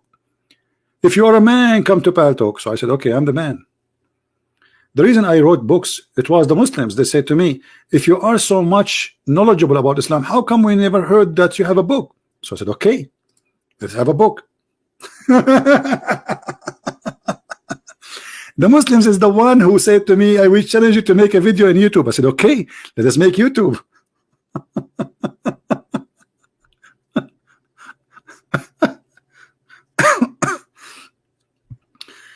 All the things I did because the Muslims encouraged me. It's true. It was not actually in the beginning. The Christians, they were fighting me. You know, I don't know if you notice, Christian, they say to you, this is not the right way to debate Muslims. You say harsh words to them. This is not Christianity. They are all over me. Actually, I remember once I have a bishop. I will not say from what church, but a very traditional church. He is an old man. I respect him actually. He's a good man. He said to me, so what you get from this? So what do you mean? So what you get from this, from your health, staying, talking, arguing with people? I mean, you might have heart attack. This is very hard. What you will get from this? I said, a lot of people left Islam and accept Jesus. Actually, no, I said that to him. No, hold on. He said, what you get from this? So I said to him, what do you think? He said, you will damage your health and etc. etc. I said to him, okay, how many people they come to Christ by your work from the Muslim belief? He said, none. I said, ask me the same question. You are a bishop and you are 70 years old and you did not bring one Muslim to Christianity. And you are, instead of encouraging me to do more, he is discouraging me, saying to me, what you will get from this? You see how the Christians sometimes they try to discourage you without noticing? You see, if a Muslim doing that, you know, bringing people to Islam, Muslim, they will support him. They will, yeah, good brother, etc. A Christian, mostly, they go against you because they will say to you, oh, you're being nice to the Muslims. You are not being, what nice? What do you mean nice? Jesus, he said to the liars, the hypocrite, the sons of the snakes. Yes, he did. What nice? Jesus, he flipped tables in the temple. He said to them, you made the house of my father a bazaar. So they want only specific kind of a Christianity. They want to only adopt only one thing. But Christ always was a truthful. He never was hypocrite. When somebody is hypocrite, he says to him, you are hypocrite. If you are your father, you do the work of your father. Right? So, yeah, Maria, your ID, please. Maria, are you a Muslim? Maria? If you are a Maria, if you are a Muslim, give me your ID. I will contact you, no problem. Which should we read except your books to study Islam? Well, my books make it a lot easier for you because to study Islam, it's English books. And if you study Islam from Muslim books, you will never study anything unless you know Arabic and you are very, let us say, I don't want to say people are not sharp, but people, they do not know really how to study such a complicated topic. So you need somebody who can connect the dots after reading a lot about Islam, so he can put the information together to get the image. And that is not really easy, especially you are reading from a translation, because all Islamic translation is false. Not even a single one is not false. You see the translation in front of us, it's false. Quran translation is false. You cannot find one accurate translation.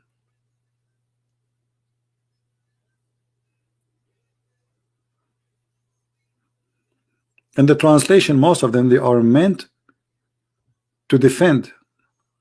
And like, if we go to Ibn Kathir in English, this is Ibn Kathir. The translation of Ibn Kathir in English have nothing to do with the book of Ibn Kathir in Arabic, but yet it's called translation. Yeah, actually, I'm working in a Quran translation, but it's going to take me time because I'm spending too much time. I'm working in many books at the same time. Right now, I'm working a book. It's called Allah Justice. Trying to finish it as soon as I can, you know.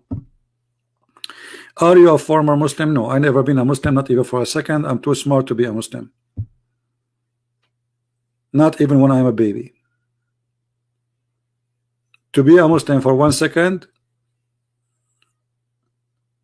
unless you are born from a Muslim family, it's mean you have to see a doctor. Anyone who can be convinced that God will give virgins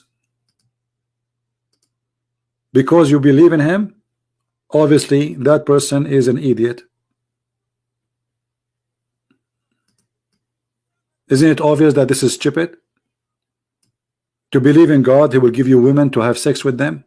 Why? Is God is a pimp? Is that Las Vegas? Where is love? You see, when we speak about the humanity, we say we are different from animals. When a man is promised a lot of women, that means there's no love there. There's lust.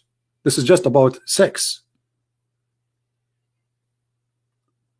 And as long as it's about sex, that's just pure pleasure with no love. That's when women, she is a sex toy for you. You sleep with women you do not know. They are made to sleep with them. And Muhammad, to make it more hilarious, he said that those women, they are transparent, see-through, to the point you can see the marrow of their bones, as you see in the screen. You see it? Hey, Maria, give your ID to the admin in Skype, and maybe I can help you. You can talk to me only about one topic, is about Islam. If you have a family member, and you can ask me a question, but I don't like private conversation. Anyone will talk to me to ask me questions about something private, I will block you. Do you see it? This promise alone is enough to prove that Muhammad is a false man. I mean, what kind of a prophet, what kind of God? He will give me a woman, she is transparent to the point we can see through her bones. Ask yourself, what is that? And this is ugly, actually. This is stupid.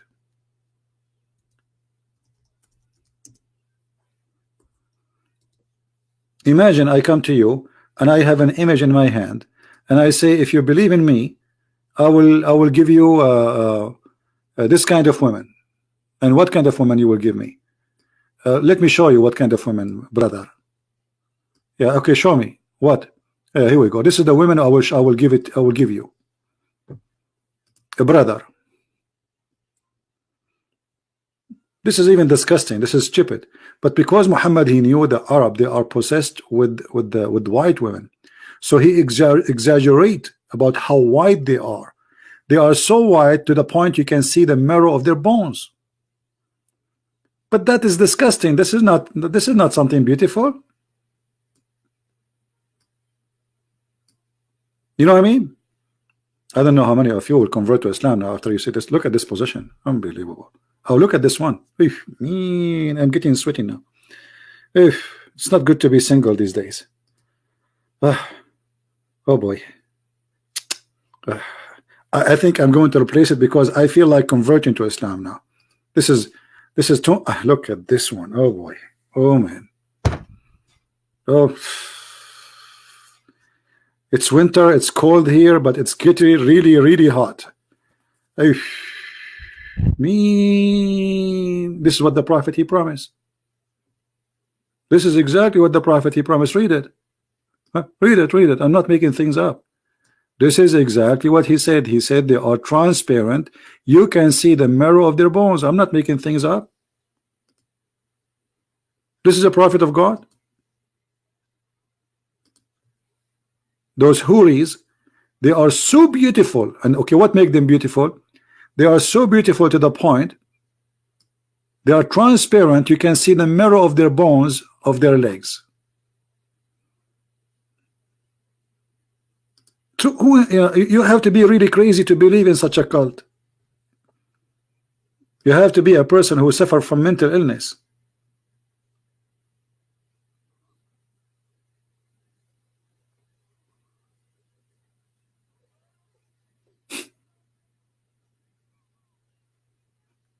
What is this?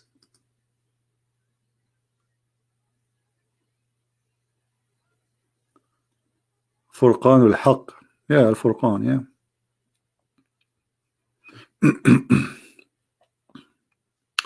Anyway, so you know, like you do not need to be a genius to notice right away that this is not from God. Additional to that, the stupidity. I mean, all of this is a stupidity. Fairy tales, fictions. The prophet was bewitched by black magic. Somebody take care from his and he control him. The prophet marrying a 6-year-old girl. You know, the prophet saying crazy stuff that if the women have orgasm first, the baby will be a girl, and he will look like the mother.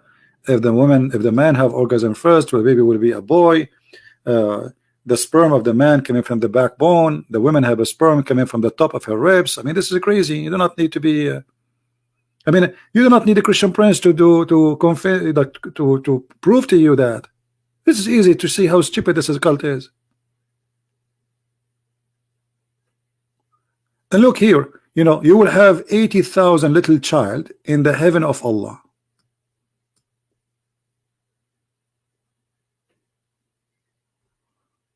$80,000 little child.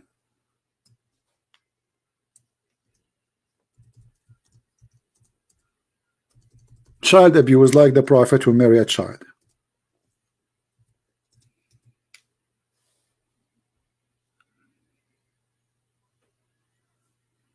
$80,000. Who in the world want to believe in such a garbage? That somebody, because he prayed to God, God will abuse 80,000 human beings, and they are children's, to make him happy. What the happiness in that? To have 80,000 in my palace, and they are children's. So what Islam tried, this is why you see those ISIS, they are crazy. They want to go and kill themselves. Why he want to live in this misery, in this earth? Why he want to live here? The women are waiting for him. And each time he have sex with them, Allah, he will put his finger and he will make them virgins. This is why they want to die.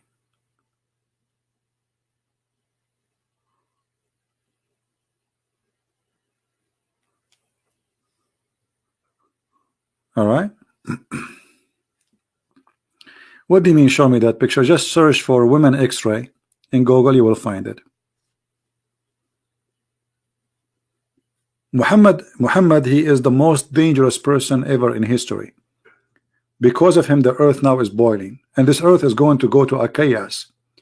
You see, the earth is moving forward to a very horrible end, because the earth is going to be destroyed. If this cult stay believing in violence and stay believing in what Muhammad he teach, what do you expect about tomorrow? What will happen? Just look around you, open the news. Whatever Islam come, blood come with it. Erdogan is a Muslim attacking the Muslims in Syria, he will not slaughter them with no mercy. Those who they are Christians defending the Muslims. You believe it? Trying to protect the Muslims from Muslims. Because this is how Islam is. The strong eat the small. It's like a fish. The big fish eat the small fish.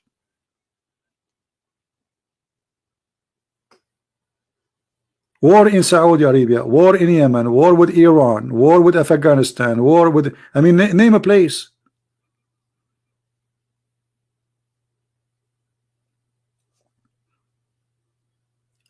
Yesterday they arrested someone in France.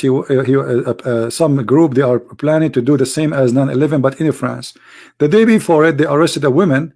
She is from used to be from the Muslim Brotherhood, and she was planning to destroy the biggest church in France. This is how this cult is. So this is not just about a person who believe in versions and no, this is affecting your life. Do you know how much money your government, which means how much tax you pay yourself just to protect yourself from Islam? You see, the hypocrite, the leaders, they don't say we all have security in the airport because of who? Because of the Buddha? No. Because of the atheists? No. The Christians, the Jews? No. Because of Islam. This is the truth. But nobody want to say it. Before 9/11, I used to go to the airplane to the door and nobody asked me who you are, even though I am an Arab and I am a Middle Eastern. And I look like a terrorist, literally. This is why I don't look in the mirror. I get scared. I go in the elevator, I say good morning, nobody answer because people get intimidated. I say good morning again, nobody answer. Like what the heck? Good morning, nobody answer. They start looking like at the ceiling and the ground. The guy he opened his phone, try to look there. I'm not there. Like I am a ghost. Nobody see me. Like good morning, nobody answer.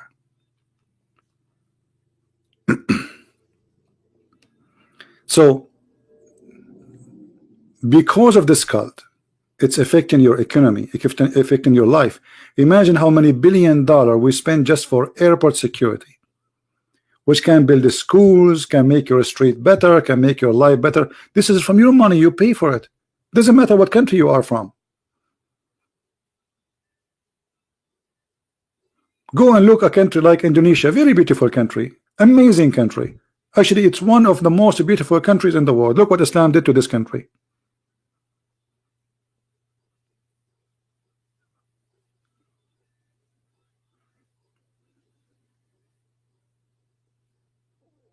This is the truth. You see, if I go to an area have Buddhas, I'm not afraid. You know, why they want to do anything to me? For sure, there's a criminals everywhere. There are thieves, there's a criminal, but this is not what we are talking about. At least those people, they want to kill you to take your money or etc. But this is different. There is somebody rejoice for attacking you just because you are from different belief.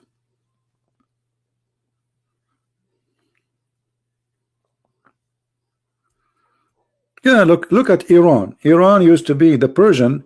You know, the Persian one day they used to be the equal empire, equal to the Roman. Very great, huge civilization. And look what happened to Iran today. Women, they are like, you know, and by the way, in Iran, like the appearance that Iran is an Islamic state, but if you go in the street, you will see that people, they don't really care. This is why I say that Iran, I believe Iran is going to have a very great future. This Islamic regime is going to collapse sooner or later. It's just a matter of time. But what happened when Islamic regime come, it's like it's a glitch itself with the nails. It's hard to take it off. But the day is going to collapse, is going to go forever. And the Iranian, they will reject Islam forever.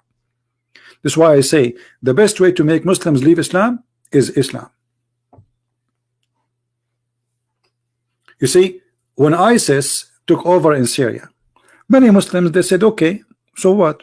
They are Muslims. They want to practice Sharia law. Okay. But when they start practicing Sharia law, the Muslim, they notice how ugly, disgusting the Sharia law, how stupid it is. So there's Muslims who support Islam as long they are not living under Islam, because Islam is just like an ID for them. But the second they live under the stupid cult of Islam, they wish Islam will die. So the day ISIS they left, every man he is shaving his beard. Like what happened? Yesterday you were a sheikh, today you are not, because they are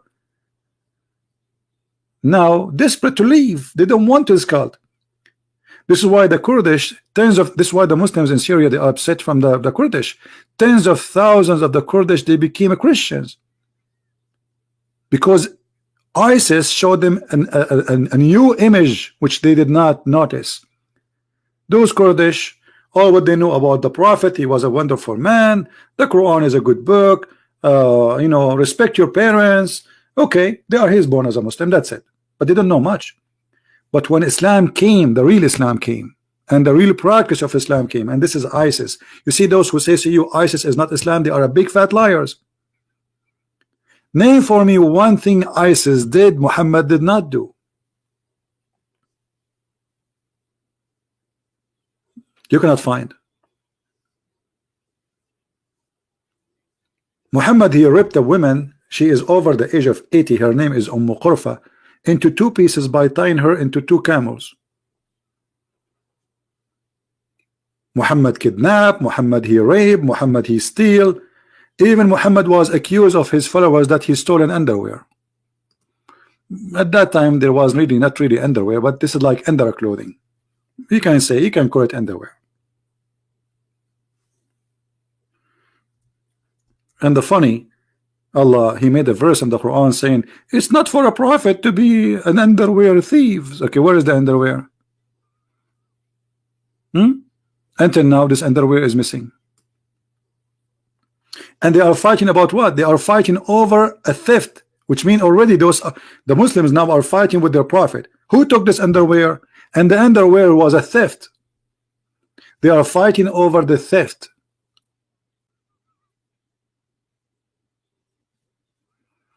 It was a red piece of a clothing, which all, and the proof that Muhammad he took, you know, when the verse in the Quran came supposedly from Allah, the God of Muhammad, to defend Muhammad that he is not the one who took it, it did not say who took it. Okay, hold on. If Allah is the God and somebody accusing Muhammad that he took the underwear, shouldn't Allah say who is the one who took it? Don't Allah knew who took it?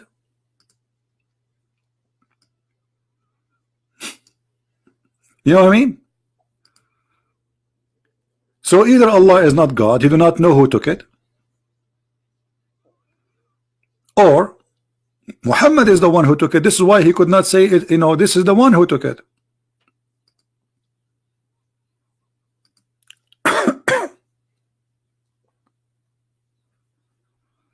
Look at this shame. When some red velvet clothing, this is the Muslim words, went missing in the day of Badr, some people began to say the prophet perhaps took it. I mean, can you believe it? This is the prophet of God, and what kind of people they are talking about? We have a group of Muslims who they are the best of the Islam. This is the beginning of Islam. They are accusing their prophet that he stolen underwear, and now that in this underwear enter history, and the news went all the way to Allah, and Allah he went back to his office, he grabbed his pen and he wrote saying it's not Muhammad who took the underwear. Do you see how important this underwear is?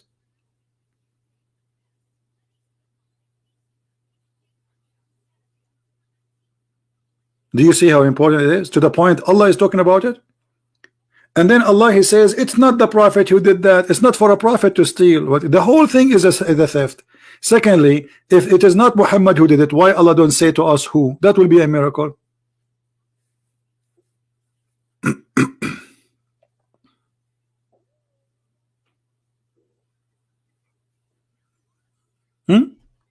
Why Allah did not say who took the underwear? If you go now to the Saudi website of Allah, you will find that there's a picture of a bikini. It says it's missing. Anyone he saw this bikini, it's red, call this number and you will have a great reward. What kind of God he do not know where is the underwear?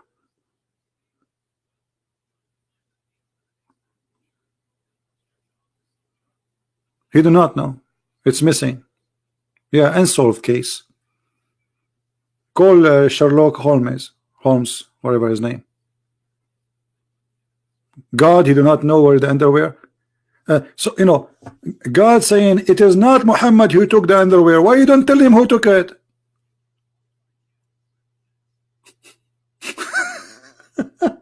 I mean, you see how silly this verse is?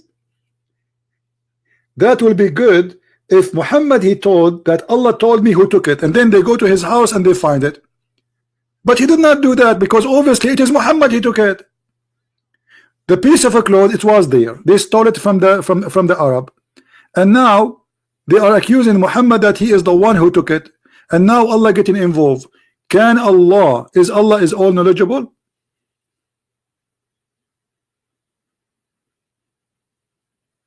Obviously he is not all knowledgeable.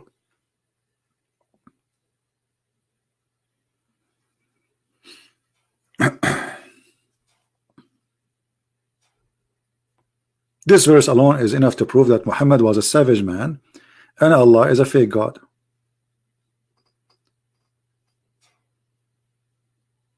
Otherwise Allah should tell us who is the one who took the underwear.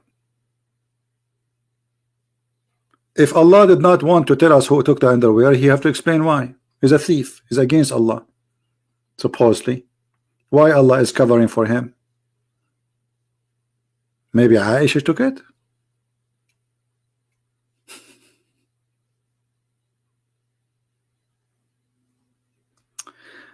Anyway, we have enough for today. I hope you guys have a good time. This video will disappear from my channel for some time until we load it in different channel. So search after, like, let's say 2 or 3 hours maybe, how Muhammad became the last prophet, and you can download it. Always subscribe for those who they are downloading my videos and sharing them in their channels, so always you will stay updated when it is posted. Can you cover the topic of shirk in the Quran someday? My friend, Islam is a religion of shirk. You know what shirk? Shirk is to associate someone with God. This is what shirk. Muhammad, when they say, the Muslim, when they say Shahada, what they say? They say the name of Allah and the name of Muhammad. This is associating the name of a man with the name of God. Not only that, they associate the knowledge of Muhammad with the knowledge of God. That is shirk. You remember when Muhammad he says to his companion, do you know where the sun set? This is a statement. The Muslims always they say to Muhammad, Allah and his messengers knows best. But this is shirk. This is associating the knowledge of God with the knowledge of a man, and they are claiming that both of them they are equal, because Allah and his prophet, not Allah knows best.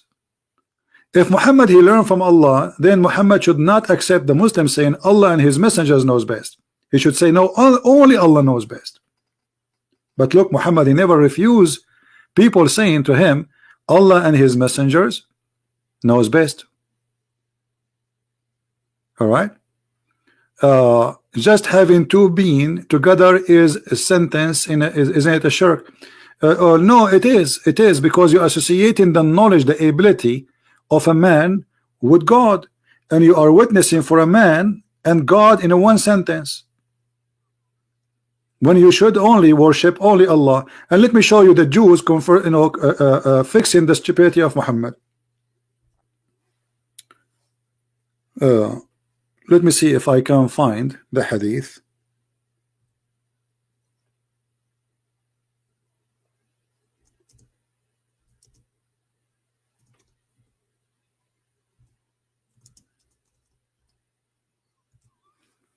Maybe I can find it. Hold on.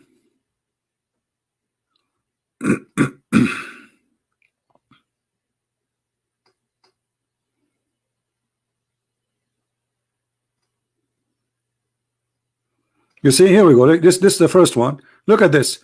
A man is correcting Muhammad. You see, this is the Muslim hadith. Ibn Abbas said, a man, he said to the Prophet, whatever Allah wills and you will, he said, you have put an equal with Allah. You have put a man an equal with Allah. It should be only if Allah will. And not only that, this person is a Jew. Look what the Jew he said to Muhammad. He said to him, you are a mushrikeen. You Muslims are mushrikeen. Read carefully. Listen, Muhammad Qasim, read Allah. Muhammad Qasim, shall I call you so we can laugh? Do you want me to call you? Huh? It's in the front of you. I want you to read this one. Go ahead. Let me call you. Answer. Let us laugh.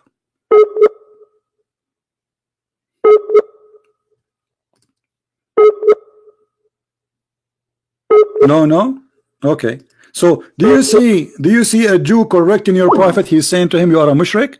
Let me ask you, did your prophet agree with him or no? When the man, he said to him, you should not say that.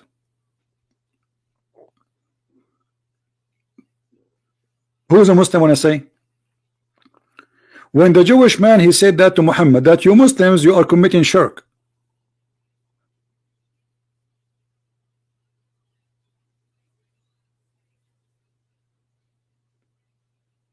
Was this Jew right or he was wrong? Who's a Muslim when I answer? Any Muslim? Who agree with this Jew? Is he right or he is wrong? Correcting Muhammad.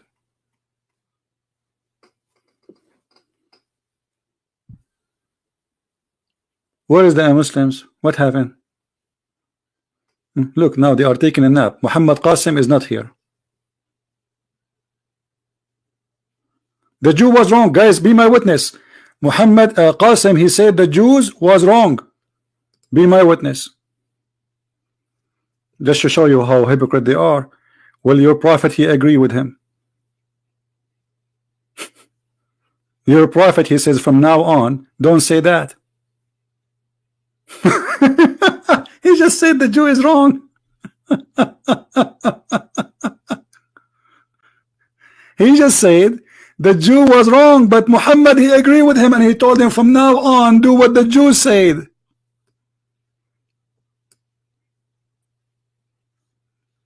Do you see it?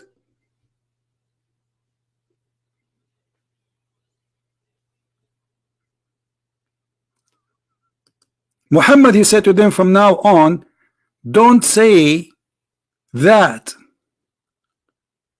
which means do as the Jew he said. Let us go. Hold on.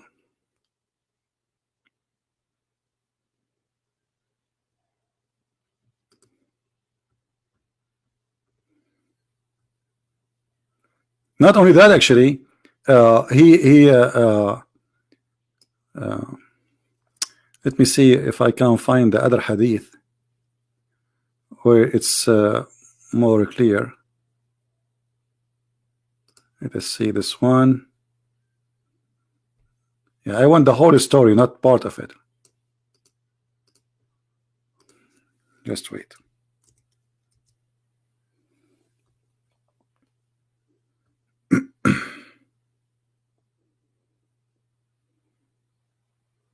Here we go. Read and laugh. The prophet, he ordered them to do the same as the Jew he said. And Mr. Muhammad Qasim, he said the Jew was wrong. Do you see it, guys? Read carefully. It was narrated from Abdullah ibn Yasir from Qatada that a woman from Juhayna, that a Jew came to the prophet and said, who came? A Jew. Do you see it, people? Let me take the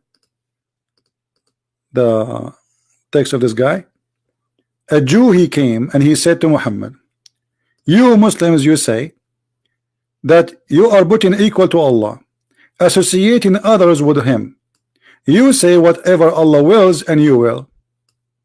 And you say by the Kaaba, Muslim Muhammad and his followers, they swear by the Kaaba at that time. So the prophet commanded them, if they wanted to swear an oath, to say by the Lord of the Kaaba and to say whatever Allah will, then what you will. Do you see it? So Muhammad, he changed his religion just because of a Jew saying that. You believe it? Muhammad, he changed the way he act, the way he do things, the way he believe, by the correction of a Jew walking by. And Muhammad Qasim, he witnessed saying that the Jew was wrong All of you saw what Muhammad Qasim he said. That means Muhammad is wrong too. Because if Muhammad agree with the wrong and he do what he said, obviously Muhammad is wrong.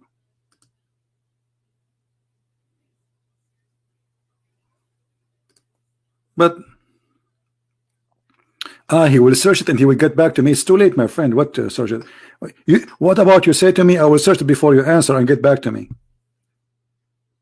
I will search it and get back to you. Now he want to search it. A second ago, the Jew was wrong. The hypocrisy. Hypocrisy.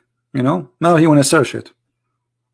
Brother and sister, I'm going to search it. I'm going to back to you. Because simply I was a fool. And I was giving you an answer which could be correct. And as long the prophet he agree with the dude, it means the dude was not wrong. Thank you very much.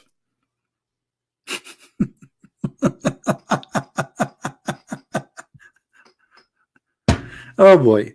The same as Abbas today, he was correcting the prophet. The prophet doesn't make sense. It's not logical that he ate, you know, etc. And then he say he is dying from poison. And then after I said to him, so you are saying your prophet, he have no logic. At the end, you have to say maybe the hadith have a problem. Mad, stupid cult. Anyway, guys, thank you for being here. I have enough headache for today. I will try to be live on air tomorrow. If not, for sure, it will be Sunday because we have Dr. Hassan. He is going to come to debate me. And you know Dr. Hassan, he's very serious doctor. He's very strong in knowledge. And he will prove to us that Quran is a book of science. So we will have a really very interesting topic tomorrow. Not tomorrow, the day after, in Sunday. And now, usually I say maybe, sometimes I think I'm not going to go live. I want to take a break. But usually I cannot really. I mean, I get tempted to go and beat this cult.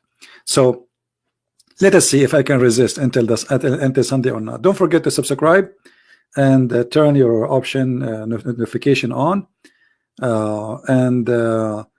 Watch my post in Patreon because I post when I'm going to go live. Or you can subscribe to Instagram if you have an account there. You can subscribe to my account because most of the time I post and I say I'm going live on air. Join us if you care. So I want to say thank you guys for being here. May the Lord bless you. And until we see you soon again, Christ is Lord. Islam is stupid, literally, not only false. Made by the man for the foolish man. Thank you.